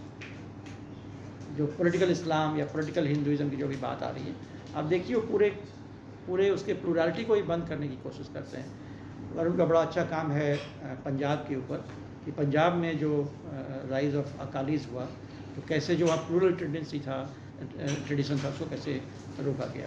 तो शायद ऐसा कुछ हुआ होगा जिसके बारे में इतिहासकार लोग बेहतर बता सकते हैं कि रूलिंग क्लासेस का अलायंस या सीकिंग अलायंस के चक्कर में क्या इसके अंदर हुआ है। एक ट्रेडिशन उस हिस्ट्री को हम देख सकते हैं।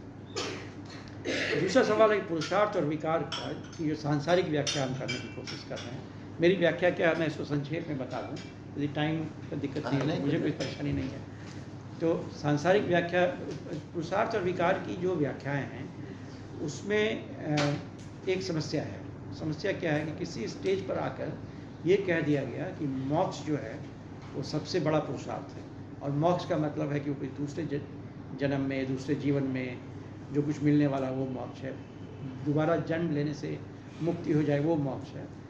जो संस्कृत टेक्स्ट को मैंने खंगाला, और किसी एक टेक्स्ट की बात नहीं है, ये किसी मनुस्मृति या याज्ञवल्क्य स्मृति की भी बात नहीं है, ये एक जैनिज़्म में भी है और बुद्धिज़्म में भी ये बात है। ये ऐसा लगता है, और इसके ऊपर दया कृष्ण बड़ा अच्छा लिखते हैं, ये ऐसा लगता है कि इस समाज का जो समझने का जो फंडामेंटल प्रिंसिपल था, जिसको सब लोगों ने एक्सेप्ट किया है, वाइडली एक्सेप्ट किया है, वो पुरुषार्थ है, पुरुषार्थ और विकार का कॉन्सेप्ट है। तो मेरा मानना है कि जैसे यदि हम इसको थोड़ा सा थियराइज करने की कोशिश करें, और ये अवेलेबल है, एविडेंसेस संस्कृत टेक्स्ट में अवेलेबल है, जैसे महाभारत को मैंने कोट किया है कि महाभारतकार कहता है एक कहानी है जिसको मैं कहने की कोशिश कर रहा हूँ, लेकिन मेरा उद्देश्य ये है कि ये जो 10 एलिमेंट हैं इसके जितने तरह के परम्यूटेशन कॉम्बिनेशन बन सकते हैं इस टेक्स्ट में सब कुछ मैंने डालने की कोशिश की है। ये इतिहास में एक सत्य हो सकती, एक कहानी ऐसी हो सकती है, लेकिन टेक्स्ट जो है वो इतिहास नहीं है। वो टेक्स्ट जो है उस कहानी को यूज़ करके एक तरह से पूरे सोशल साइंस को, सोशल पॉसिबिलिटीज़ को लिखने की कोशिश की गई। स्ट्रक्चर यही है, समन्वय की जो चेष्टा है उनके सारे पद को जो है नहीं, समन्वय इसमें नहीं, ये विश्लेषण है, ये समन्वय नहीं है। महाभारत जो है समन्वय नहीं है, महाभारत जो है ये पॉसिबिलिटीज़ का विश्लेषण है। जैसे कोई आदमी राजा है और उसकी आंखें नहीं हैं तो उसका क्या कॉम्प्लेक्सिटी हो सकता है, उसका विश्लेषण है। उसी तरीके से महाभारत का एक एपिसोड मैं आपको बताऊंगा कि जो अर्थ, let me go like this, अर्थ जो है वो है ह्यूमन बीइंग का dependence on nature. So how do we organise our natural resources. तो उसमें बड़े सारे थियरीज हैं कि नेचुरल रिसोर्सेज को प्रकृति और पुरुष के संदर्भ में सब काफी ठीक से लिखा, और प्रकृति को नॉर्मली प्रकृति मतलब दृश्य जगत के संदर्भ में नहीं लिखा, सॉलिड जगत, बिल्कुल हाँ बिल्कुल। क्योंकि पुरुष है वो अदृश्य जगत के साथ, मैटर एंड माइंड का पूरा डिबेट है, शांत का जो है। तो इसमें जो चारों पुरुषार्थ हैं ये चारों हमारे एट्रीब्यूट्स को डिटेक्ट करते हैं। जैसे हम सब लोग डिपेंडेंट हैं नेचर के ऊपर अपने सर्वाइवल के लिए, वैसे धर्म के बारे में ये है कि जो knowledge, human beings knowledge of nature's law, that is religion, that is dharma. अब उसके आधार पे उन लॉज को देखते हुए हम बहुत सारे इंस्टीट्यूशंस को क्रिएट करते हैं। एक समय में इंस्टीट्यूशंस बड़े इंपॉर्टेंट हो जाते हैं। जो नीति और न्याय का जो मामला पूरा है, जो अम्बेडकर कहते हैं religion of principles and religion of rules की जब बात करते हैं, तो ये रिलीजन ऑफ प्रिंसिपल्स वो है जो आप नेचर के बारे में आपका नॉलेज है। उदाहरण मैं दूंगा, विदुर जो थे महाभारत में, जब द्रौपदी का चिरहरण हो रहा है तो केवल विदुर हैं जो वहाँ पर उसका विरोध करते हैं। और क्यों विरोध करते हैं, बाकी सब लोग क्यों नहीं करते हैं? बाकी सब लोग कोई गड़बड़ आदमी नहीं थे, कम से कम भीष्म पितामह तो गड़बड़ व्यक्ति नहीं थे। तो वो कहते हैं मैं नियम को फॉलो कर रहा हूँ, जो नियम जिससे मैं बंधा हुआ हूँ, मैं नियमों से बंधा हुआ हूँ, जिसको धर्म कहते हैं। और विदुर कहते हैं वो धर्म है नहीं, धर्म तो नीतियाँ हैं। तो इसलिए विदुर पूरे महाभारत में अकेला आदमी है जो नीतिकार है, जो नियमों को बनाता है, नियमों को तो कहता है गलत है या सही है। और इसीलिए जब कृष्ण आते हैं वहाँ हस्तिनापुर तो लोग पूछते हैं आप कहाँ ठहरेंगे, कहा मैं विदुर के पास ठहरूंगा। पूछते क्यों, बोले वो अकेला नीतिकार है जिसको कि ये पता है कि नियम किस आधार पर बनाए गए हैं और नियमों को वो बदलने की क्षमता रखता है। तो ये मुझे लगता है कि जो पुरुषार्थ और विकार के जो कैटेगरीज हैं वो इंसानी जो कंस्ट्रक्शन है हमारा, जो हमारे एलिमेंट्स हैं, उन एलिमेंट्स को एक्सप्लेन करते हैं। और इसलिए मैंने उसमें जैसे विकार में दिखाया है क्रोध, जैसे काम, क्रोध, लोभ, मद, मोह, ईर्ष्या, तो उस पर अभी वेस्ट में भी बहुत काम चल रहा है और सोशल साइंस में बहुत लोग आ रहे हैं ये कहते हुए। जिसको इमोशन, खासकर इस इमोजा और विकार जिसको इमोशन कहें, राइट, वो दरअसल यही चीज़ है। तो अब वो कह रहे हैं कि सोसाइटी को समझने के लिए इसको भी समझना ज़रूरी है। हम लोग एक स्टूडेंट है जो काम कर रही है पार्लियामेंट पे, और वो कह रही है इमोशन का क्या रोल रहा है पार्लियामेंट, इंडियन पार्लियामेंट, और 4 प्राइम मिनिस्टर्स को कंपेयर कर रही है वो कि चारों में इमोशन कैसे रोल प्ले कर रहा है, पॉलिटिकल रोल कैसे प्ले कर रहा है। तो इसलिए मुझे लगता है कि ये जो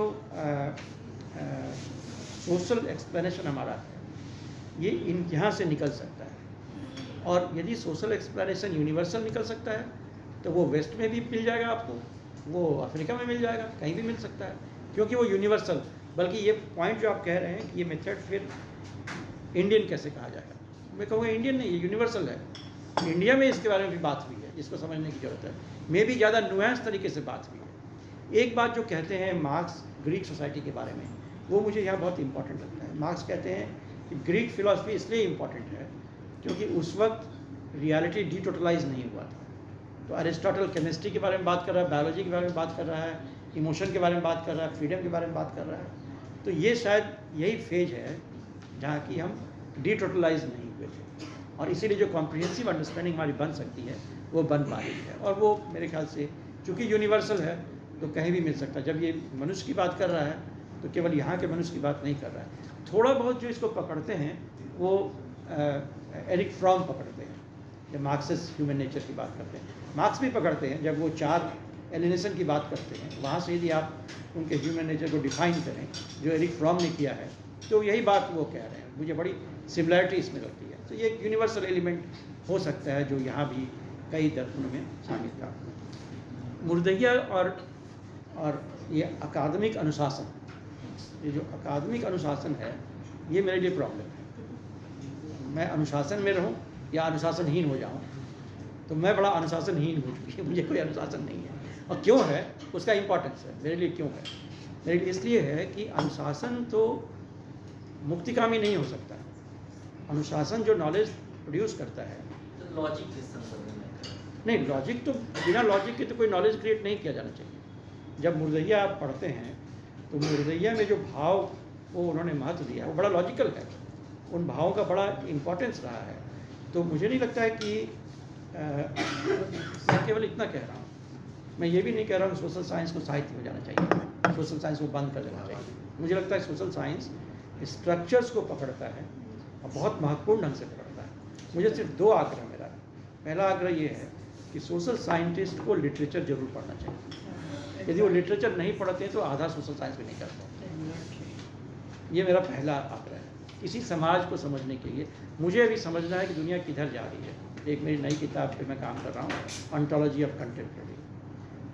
अब मैं ये समझने के लिए हम किधर जा रहे हैं, एकमात्र तरीका मुझे लग रहा है लिटरेचर पढ़ना। क्योंकि सोशल साइंस तो क्या प्रेडिक्ट कर पा रहा है? 2 दिन पहले 2000 इकोनॉमिक क्राइसिस के 2 दिन पहले महारानी गई थी लंदन स्कूल ऑफ ऑक्सफोर्ड, पूछी इकोनॉमी कैसा चल रहा है, सबने कहा बहुत बढ़िया। 2 दिन बाद इकोनॉमी कोलैप्स कर गया। तो यदि कैनवेन को पढ़ें आप, थिंकिंग फास्ट एंड स्लो, वो कह रहा है कि जो बातचीत वाटर कूलर के पास लोग करते हैं वो ज़्यादा महत्वपूर्ण है ये जो डेटा वेटा कलेक्ट करते हैं उसकी तुलना में। वहाँ पे ज़्यादा ज्ञान का पता चलता है समाज में होने वाला क्या है। उदाहरण के लिए मैं डिस्टोपियन लिटरेचर भी पढ़ रहा हूँ, और जो मुझे बहुत अट्रैक्ट करता है आदमी वो है मिचेल वेलबैक, फ्रेंच राइटर है। उसकी किताब है एटोमाइज्ड और एक सबमिशन। तो शुरू में तो उनको बहुत गाली दिया है कि ये फ्रेंच लोग से भी आप बात करेंगे कि मैंने मिचेल वेलबैक पढ़ा है तो हो सकता है आपसे बात करना छोड़ दें। मेरा कई बार ऐसा अनुभव हुआ है, क्योंकि वो बड़ा दर्पण दिखाता है उन लोगों को। अभी उनको अवार्ड काफ़ी तरह दिया गया, अब उनको एक्नॉलेज किया जा रहा है। तो वो पॉसिबिलिटीज़ को प्रेडिक्ट कर पा रहे हैं, क्योंकि पॉसिबिलिटीज़ उसमें है प्रेडिक्ट करने का। तो लिटरेचर और सिनेमा मुझे लगता है 2 ऐसा, आर्ट और पेंटिंग को भी मैं कहता हूँ, जो प्रेडिक्ट करता है पॉसिबिलिटीज़ को। तो सोशल साइंस को इनसे आइसोलेट होके नहीं रहना चाहिए, बल्कि इनके साथ एंगेज करना चाहिए। वहाँ से चीज़ उसको रिसोर्स की तरह भी देखने का प्रयास करें। पहला तो मेरा ये आग्रह है। दूसरा मेरा यह आग्रह है कि सोशल साइंस को लिखा कैसे जाए। इतनी बोझिल किताबें हम लोग लिखते हैं कि आम लोग तो बिल्कुल नहीं पढ़ सकते हैं उसको। तो हम लोग भी बहुत कम पढ़ते हैं। मैंने अपने कई ऐसे दोस्तों से पूछा कि वो अपने ही गुरुजी की कितनी किताबें उन्होंने पढ़ी हैं, तो कहते हैं 1 आध मुश्किल से पढ़ी हुई। जिन्होंने 20-25 किताबें लिखी, उनकी 1 आध किताब कोई पढ़ा होगा। लोग पढ़ते नहीं हैं उसको, पढ़ना नहीं चाहते हैं। और जो एक्सपर्ट लोग पढ़ भी लेते हैं तो आम लोगों को इसमें कोई रुचि नहीं रहती। लेकिन सोसाइटी तो चल रही है, उसका अपना एक सोशल साइंस भी है। तो मुझे वो लगता है कि ये जो जन विमर्श है और ये अकादमिक विमर्श है, इन दोनों के बीच में एक बहुत बड़ा गैप हो गया है। इन दोनों के बीच में डायलॉग बहुत ज़रूरी है। वो डायलॉग शायद उसको मीडिएट करने का काम वो लिटरेचर करता है। और इसीलिए बड़े बड़े फिलोसफर्स जो हैं, चाहे वो सार्त्र हों, चाहे वो वॉल्टेयर हों, इन सब लोगों ने अंत में लिटरेचर लिखने की कोशिश की है। काफ़ी सारे लोगों ने लिटरेचर लिखने की कोशिश की है, पोएट्री लिखने की कोशिश की है। कुछ तो ऐसे लोग हैं जैसे आयरिस मुर्डॉक हैं, जो ऑक्सफोर्ड यूनिवर्सिटी में प्रोफेसर थी, उनका डेथ हो गया। करीब 25 नॉवेल्स उन्होंने लिखा है। फिलोसफी की बड़ी प्रोफेसर मानी जाती थी। और एक किताब, सिर्फ छोटी सी किताब लिखी है सार्त्र के ऊपर, जो प्रॉपर फिलोसफिकल टेक्स्ट है। उनसे पूछा गया कि आप क्यों लिख रही हैं फिलोसफी की text, you think you are writing philosophy through novel? She very modestly said, no, it's not my project. But actually what she has done, she has proposed a philosophy through her novel. तो मुझे लगता है कि ये जो dialogue है इनके बीच में, इसके लिए मेरा आग्रह है। रिप्लेस करने की बात बिल्कुल नहीं। लेकिन आप देखें, जैसे मुर्दइया जिस तरह से, जैसे मैं एग्जांपल देता हूँ आपको, मैंने मुर्दइया पढ़ने के लिए किसी ऐसी महिला को दिया जो अपर कास्ट की महिला थी, 70 साल 75 साल की थी। वो पढ़ के रोने लगी और उन्होंने कहा कि अरे ये हम लोग करते रहे अब तक, अब जितनी ज़िंदगी बची है मुझे दूसरे तरीके से बिहेव करना चाहिए। ये है इम्पैक्ट उसका। जितना दलित लिटरेचर हमने सोशल साइंस में प्रोड्यूस किया है उसमें से किसी का इम्पैक्ट यदि आप मुझे दिखा दें ऐसा हो रहा है तो मैं समझ जाऊँ कि बहुत इंपॉर्टेंट लिटरेचर है। तो ऐसा मुझे लगता है कि शायद वहाँ एक स्पेस है जो हमें यूज़ करने की ज़रूरत है। जैसे गांधी के पास जब गए, और ये बात मुझे खुद उन्होंने बताई,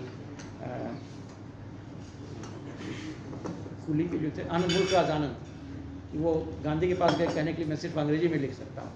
उन्होंने कहा जिस भाषा में लिख सकते हो लिखो, क्योंकि तुम्हारे माध्यम से ही सारी बातें वहाँ तक जा सकती हैं, नहीं तो बहुत मुश्किल है। तो ये एक बात हो सकती है। तीसरी बात, जो अनुभव की प्रामाणिकता की बात आपने की कि सत्य जो है इंडियन ट्रेडिशन में एब्सोल्यूट है। मुझे लग रहा है कि इंडियन ट्रेडिशन में भी सत्य जो है वो लेयर्ड है। जैसे हम दोनों मनुष्य हैं, ये भी सत्य है, और हम दोनों डिफरेंट लोग हैं, ये भी सत्य है।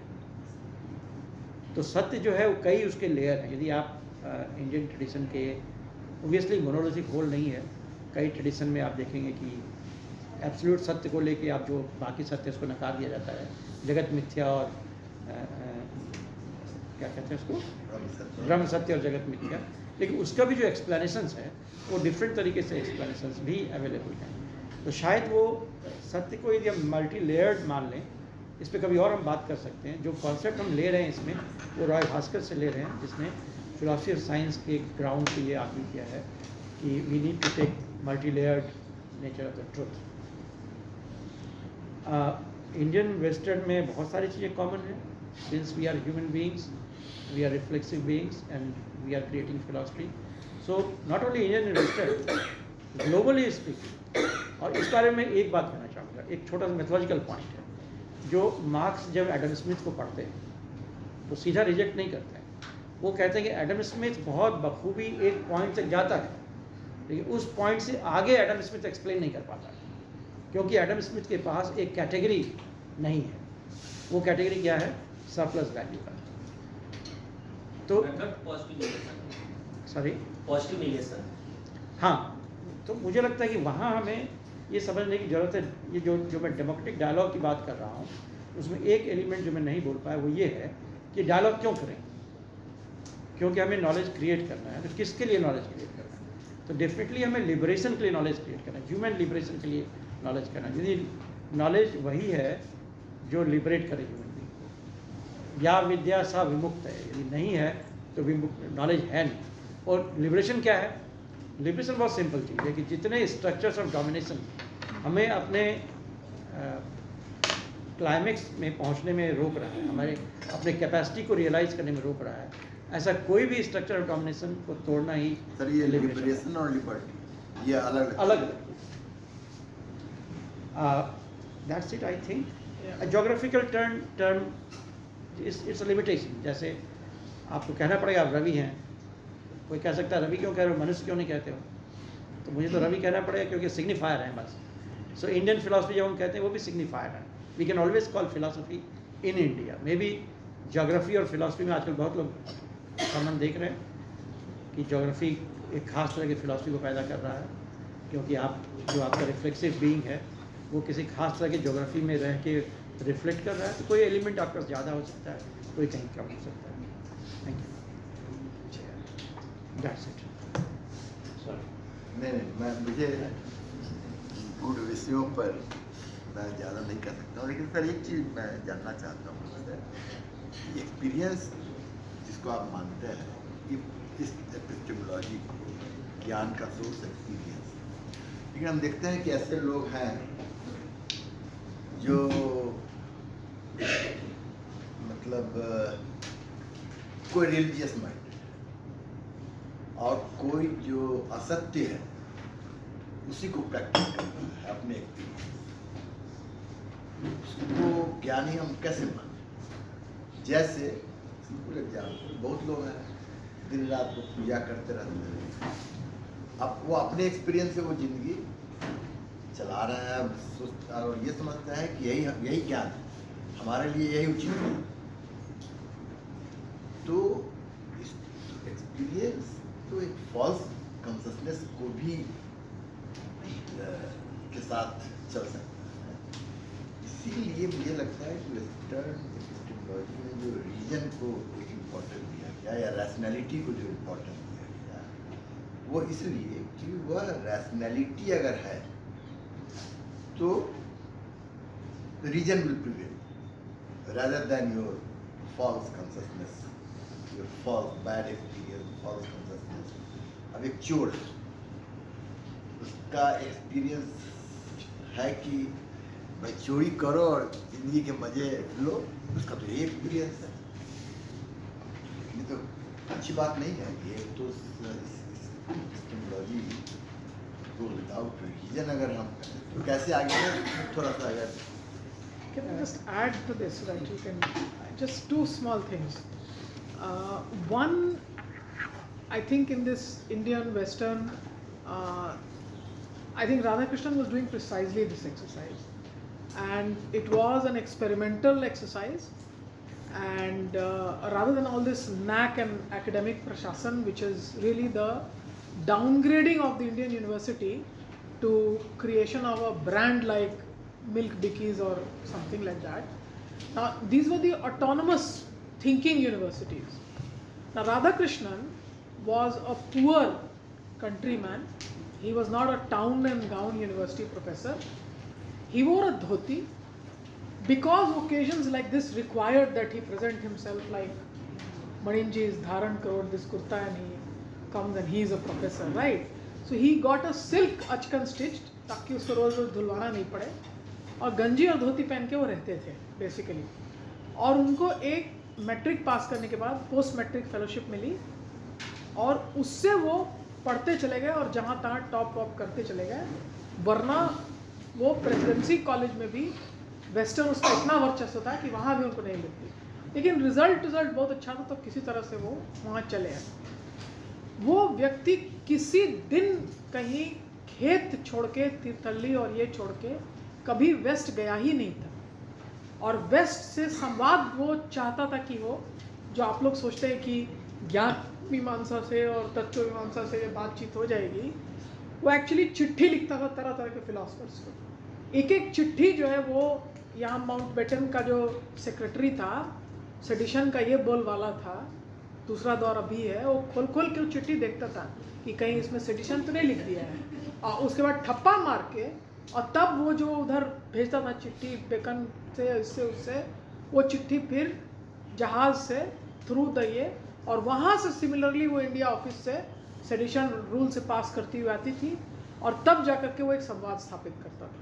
लेकिन उस संवाद को स्थापित करते करते एक बार कहीं से उसको पता चला कि रविन्द्रनाथ टैगोर बड़ा इस विषय पर वो हो सकते हैं, और एक ऐसा भी समय था कि भारत के गुरुदेव ने भारत के प्रधान शिक्षक की जो चिट्ठी थी, और यहाँ दिखता है कि पोइट्री का कितना बड़ा दबदबा हो सकता है।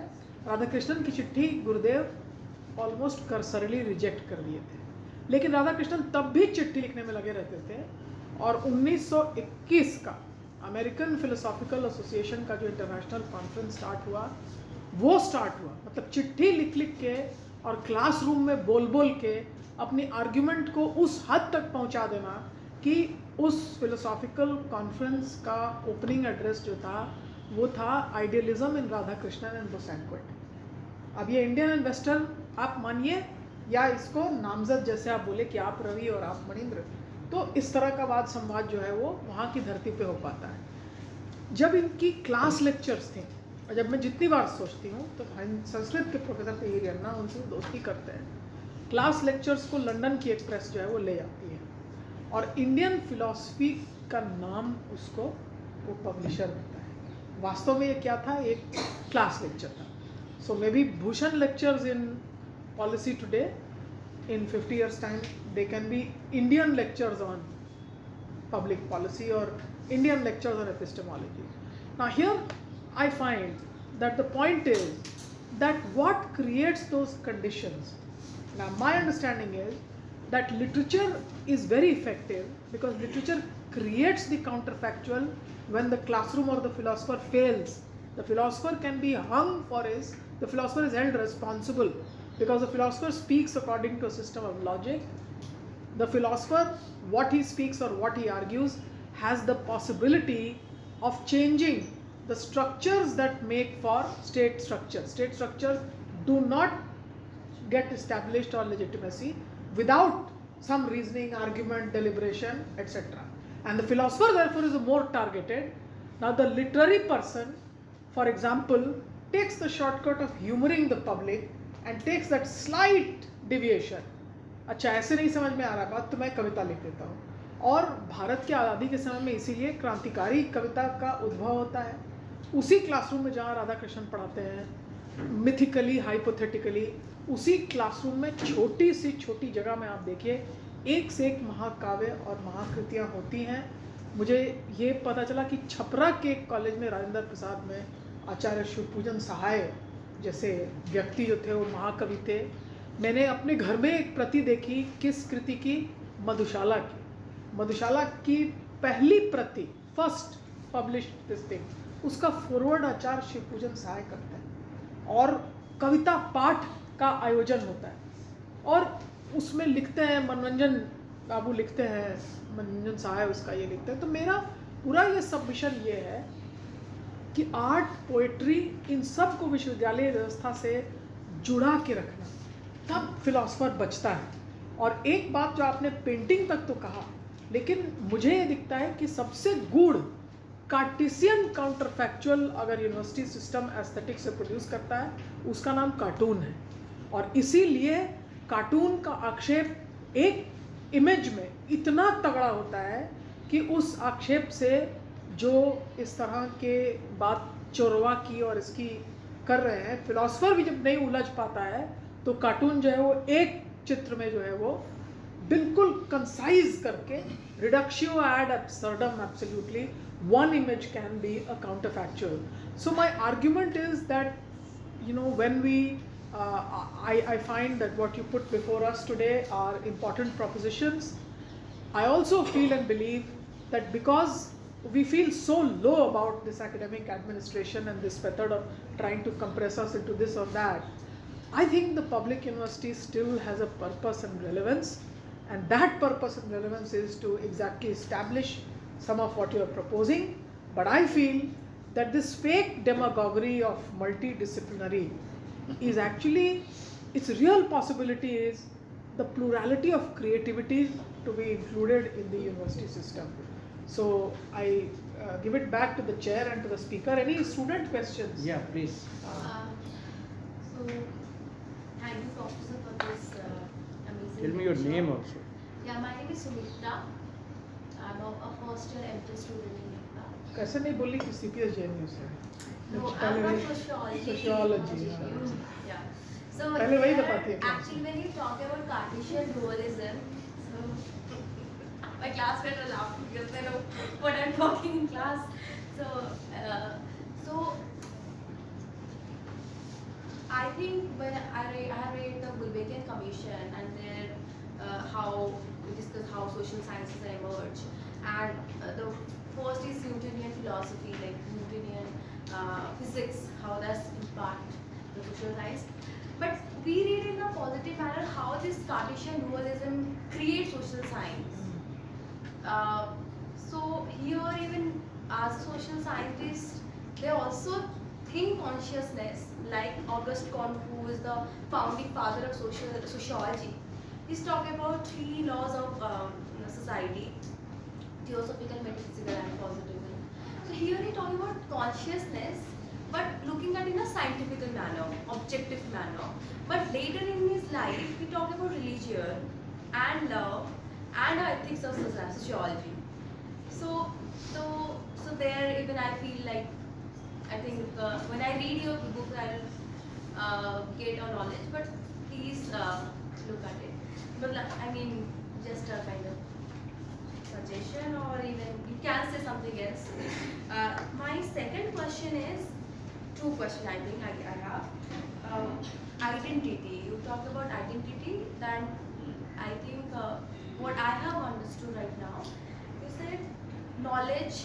I think system is beyond the identity, or it's not. You should not use the identity. What I have understood. But for me, identity is important in social sciences.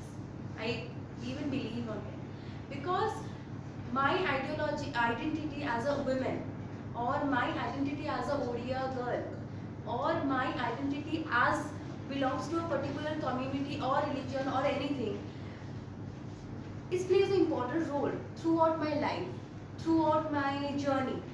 So I can write it my experience, and I can go I can reach to the Better point. people through my identity. And third question is question is not question. I think what I feel, comparative method is also important for me, because if we see comparative method on the limitation, it's just not comparison with someone A or B. We can even further to compare two knowledge system, get good knowledge, and we can go. I think for example comparison between A or B, A का भी बहुत सारे कुछ positive points होगा या फिर negative होगा, B का भी साइमल्टेनियसली कुछ होगा. तो कंपैरिजन नहीं होता है कि हम किसी को देख के सीखने के मतलब होने के लिए कंपैरिजन कर रहे हैं, या फिर नीचे डालने के लिए सुपीरियरिटी और इंफीरियरिटी के लिए कंपेयर करते हैं. Okay. Yeah, so एक क्वेश्चन तो इन्होंने पूछ लिया, like when we Name please. Priyank. Yeah, Priyank. So आप पहले चैप्टर में बात करते हैं ना, it is dangerous to combine knowledge systems with identity. But in fact, in third chapter, when you're describing the autobiography of Tulsi, you're telling how the same identity is used to express and how beautiful it is done. Plus, when we talk about again, when you talk about identity and when you say that language is not part of the identity. Again, you have see. What I feel is, even if there is some way certain group of people who are politicizing it, I think my language is definitely a part of my identity as such, and you know who decides what is part of my identity anyway. Like it is me who deciding it, and at the end of the day, if I'm rooted in my Milu or not, it is a very different thing. But it is definitely something which is part of it. Okay. See, actually, I don't know. This question is relevant. Vajda, नाम तो बता दो. My name is Vajda. Okay. So actually, Vajda Tabassum. Vajda Tabassum, I am a PhD student here. So this is actually right now happening with me. So basically, जो भी मैं social philosophies अभी जैसे मैं PhD में I am trying to include, तो उसको पढ़ने की कभी-कभी लगता है कि like I am trying to include it in my Indian context, right?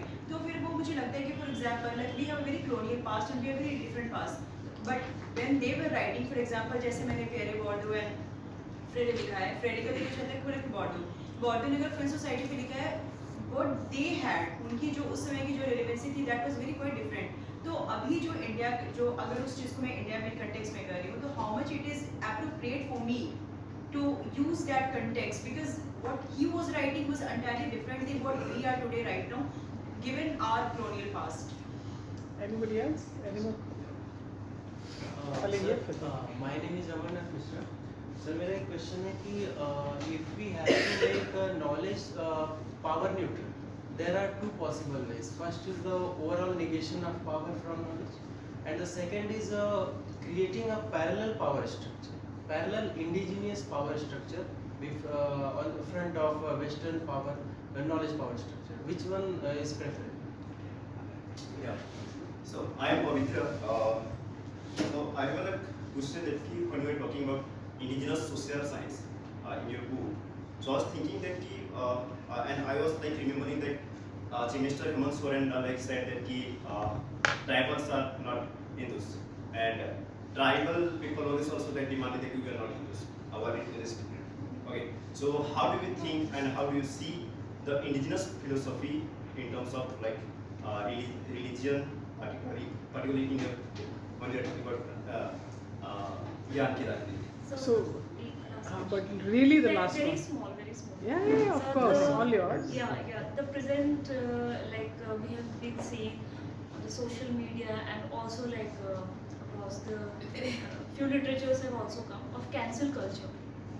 So you were talking about ki there is a need of dialogue between two ideologies if things have to be established so a certain ideology cancels the other ideologies, literature or anything, and it is happening vice versa. So like if the things are going in the negative direction, so how it will be possible, because it is influencing India as well. So It we- started from West otherwise. Because of Diwali, the roads are chock-a-block. I've seen some students walk, and I do feel that we will have to give him the chance to respond, and we will continue for those who can stay after that. Yeah, that's what I would- Sir, you also want to add something else? Then, the first thing about this experience thing, I think the debate about experience in social science is that how far experience gives us knowledge, to what extent. If that experience is not the experience you think, but if you want to know about what is the knowledge about theft, how they do. The students want to how hear do- you. How do they work? What do they do? Then probably this example is one police officer stayed with pickpockets for 3 years without revealing the identity of the police officer, and then wrote a book finally on this. So I think it is about that how do you understand something? Like what do we do as social scientists to acquire knowledge? We go to people, talk to them, so they have the experience, from there we try to extract certain kind of knowledge, then we bring them together. We have the capacity to write and present in a particular form. So the question is that how far experience gives us access to the truth. There the debate, the Dalit scholars like, he's not a Dalit scholar, he's a great philosopher, but also he theorizing the Dalit experience. That is Gopal Guru. He says that experience gives us unique privileged position to do something, to understand how do Dalits feel. Ambedkar and Gandhi debate, if you remember, when Ambedkar told Gandhi this about this. So I think there the other position is that if experience gives us knowledge, then all the doctors of cancer should also have cancer. So there are two different positions. I think we have a middle position that yes, experience does give us a lot of information, idea about the kind of thing that is there, the truth. What the doctor does, he tries to talk to many people who have experiences. Then only theorize something. So I think experience have unique position, of course, but not that everybody who has experience will understand that. For understanding the larger dynamics, somebody else will also have epistemological advantage. For instance, as I said, a lot of us were experiencing colonialism, but only Dadabhai Naroji could tell us that we are suffering from colonialism. So because he had that access to that kind of larger framework to understand things. So only assertion is that what kind of epistemic value the experience has. And I think it has a lot of epistemic value. Particularly, I think women can easily tell us that the kind of experiences they have of daily roads, we will take time to understand that, what is there. And, I mean, you can have everyday life. So that is the only thing that I want to say. I think, thanks for giving the story about Radhakrishnan. That's very important, and that only shows that how under the influence of certain kind of dominant philosophy, his queries were also not addressed, or how even that was considered as subversion of the regime. Sumitra, I think Eastern-Western dualism, this was your first question, right? Cartesian dualism, sorry. Mind-bending. I agree with you. You know, Cartesian dualism is a very interesting thing. Descartes himself wrote a book called Passion towards the end of his life, which is not widely read, you know. I also came to know about that very late. One of my students brought that book to me. Descartes was teaching a young queen, and they had a very nice, passionate little exchange. The queen did not allow that exchange to be published, but his exchanges were published. And that is the book called Passion. So probably all of them, towards the end of that, they realize that we are not only rational beings. There's something more than that. On the question of identity, both of you have raised this question. I think I have an entire theory of identity, we can discuss about this. But I will say that the first thing, that you will not know what is your identity. You don't have choice, actually. Like suppose imagine the riot is going on outside on the road, and you are not even from the community against which the riot is happening, but you are dressed like that, just dressed like that, you will be beaten up. Or you will be beaten up without being conscious of that. I mean, I became conscious of my being Bihari only after coming to Delhi. But then people start telling you that you are a Bihari. So I think there is a element of, and I call it the mirror image of Lacan, which is very interesting. The image actually that you see in the mirror, according to that you start defining yourself also. And the mirror is society in this case. But identity, I think there are 4 stages of identities. First is identity identification. When you identify with someone, like I am from Odisha, you are from Odisha, we both speak same language, so we become friends. And if you are in London, you can become very good friend with a Pakistani also because you are from Asia. So this is identity identification. Then comes identity consolidation, identity formation. When you think that, well, we should meet quite frequently, do something, just to recall, and there is a concept in Lacan again called imago. Imago is a very interesting concept. How to explain? Can I take a few minutes to explain? Yeah, sure. See, Just a few minutes. Yeah, just the child. So mirror image. Let me explain what mirror image first.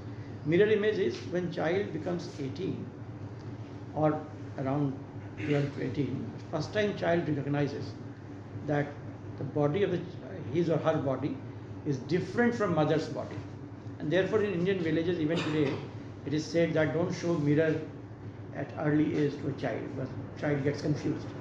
So he tries to locate, oh, I am not the mother's body. And the day the child recognizes that the mother's body is different, the child becomes very possessive of the mother's body. Then if you say, "Nani meri maa hai," the child will start crying or start beating you. That is called imago. The more you are separated from something, more you are attracted towards that. So when you are separated from your own culture, that is part of your imageries, imaginations, your habits, all those things, that you feel attracted towards that. So you go to England, you will create immediately a kind of union or organization where you can perform certain things which you used to do here. In fact, Udiyas are very fond of sukhawa machli, that's dry sukhwa. What's called sukhwa. Now they meet just to eat sukhwa because they don't get everywhere. So this is something that goes into your subconscious mind. But that is formation, identity identification, identity formation, and then becomes identity consolidation. And that is where the mirror image thing comes more prominently. That when you are being discriminated by the other people in the name of certain identity, then you start consolidating yourself. Then begins identity politics, and then becomes identity conflict.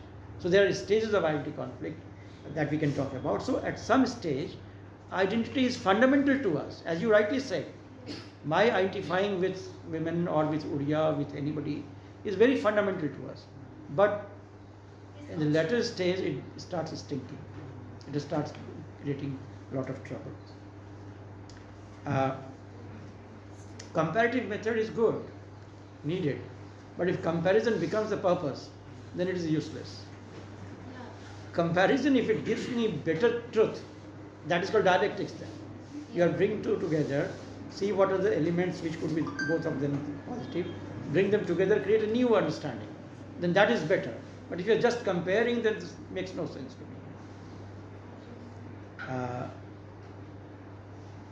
Identity and knowledge combination, I think, as I said, when you start identifying with the knowledge, then that stops being knowledge after some time. But then what you do is you start fighting for that knowledge, which becomes part of your identity. You don't treat that as knowledge, you treat that as faith. So a lot of this kind of things happen even with Marxism. They start treating Marxism not as knowledge but as faith. So instead of reading Marx, as somebody used to say that Soviet Union people believed in Marx, never read that. That was the reason for collapse of Soviet Union. I think that becomes a big problem.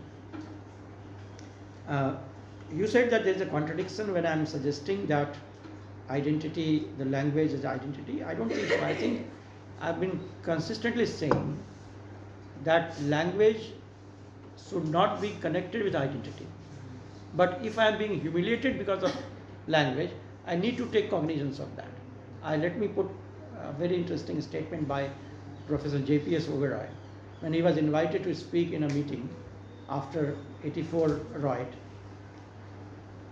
in which there was one Christian, one Hindu, one Muslim and one Sikh. He was invited as Sikh. He said, I will not go there. He said, if I will speak for Sikhs, then who will speak for humanity? I told him something else. I said, you should speak for Sikh as long as speaking for Sikh becomes speaking for humanity. And that, I think, that's where I would differentiate between the two. And therefore, if you are being humiliated in the name of language, then you need to take that seriously. Yeah. Ignoring that won't make any sense to me. Yeah. The French philosophy, how do we connect with the French philosophers? See, as I said, many of them, or as we are human beings, we are trying to reflect on certain realities, and many realities are common to us. There could be. And to that extent, we must try to understand them. That is a negotiation point, not as the philosopher, the train that is going today, that I say there are certain checkpoints.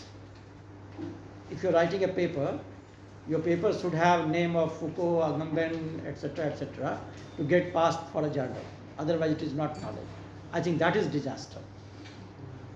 If any philosopher anywhere in the world is helping you in understanding the reality that you have, the problem that you are facing, then we must negotiate with anybody in the entire world from any century. There is no problem with that. Problem comes when you replace your understanding with name dropping. Yeah. And that, I think, a lot of happens even in JNU, sorry to say. I mean, anybody comes to you for PhD will start with Agamben. And if I say I don't know Agamben, then they are scandalized.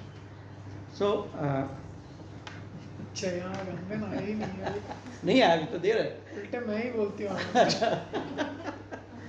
So Agamben explains a lot of things to us, and therefore we should understand what he's saying. Maybe, as I said a while back, explains a lot of things to us.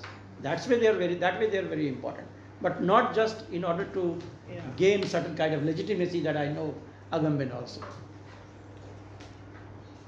If we make knowledge power neutral, I think the dictum that knowledge is power has to be replaced by dictum that knowledge is liberation. Ya vidya sadhimukta. Yeah. The problem is that we treat knowledge with power, then we start humiliating others because we think we have power. I have written 10 books and somebody has written no book, I will start humiliating the person. Oh, kya karte ho? Professor ho, kitab nahi likhte ho. So I think that's their problem. Knowledge should be liberating, purpose of liberation. Therefore, I think even power has two notions. One is power to dominate, that generally we think. Other is power to liberate others. Liberate oneself and liberate others. If that power you accept, then there is no problem. Right? Hemant Soren says that tribals are not Hindus. I mean, he's right.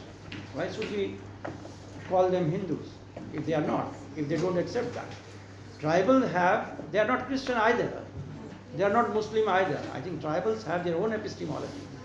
And that is continuing with them even if they become Hindu or Muslim or Christian. There is a very interesting text by Harun Khalid, a Pakistani writer, who talks about Pakistan, that how in Pakistan a lot of things from Harappan civilization is still continuing. That's how people live. So tribals, if we want to convert them into Hindu or Christian or Islam, that's absolutely wrong. They should have right to negotiate. They should have right to decide themselves what kind of things they think as correct. And this protest now is coming up. There's a very interesting novel written by a Khasi novelist, which is a 1,000-page novel, which is about the death ritual in Khasi tribe. And through that he's reasserting the knowledge system of the Khasi tribe. So I think one should not go on suggesting that everybody has to become from one religion. I think that plurality is a strength if we treat even knowledge system, even religion as knowledge system.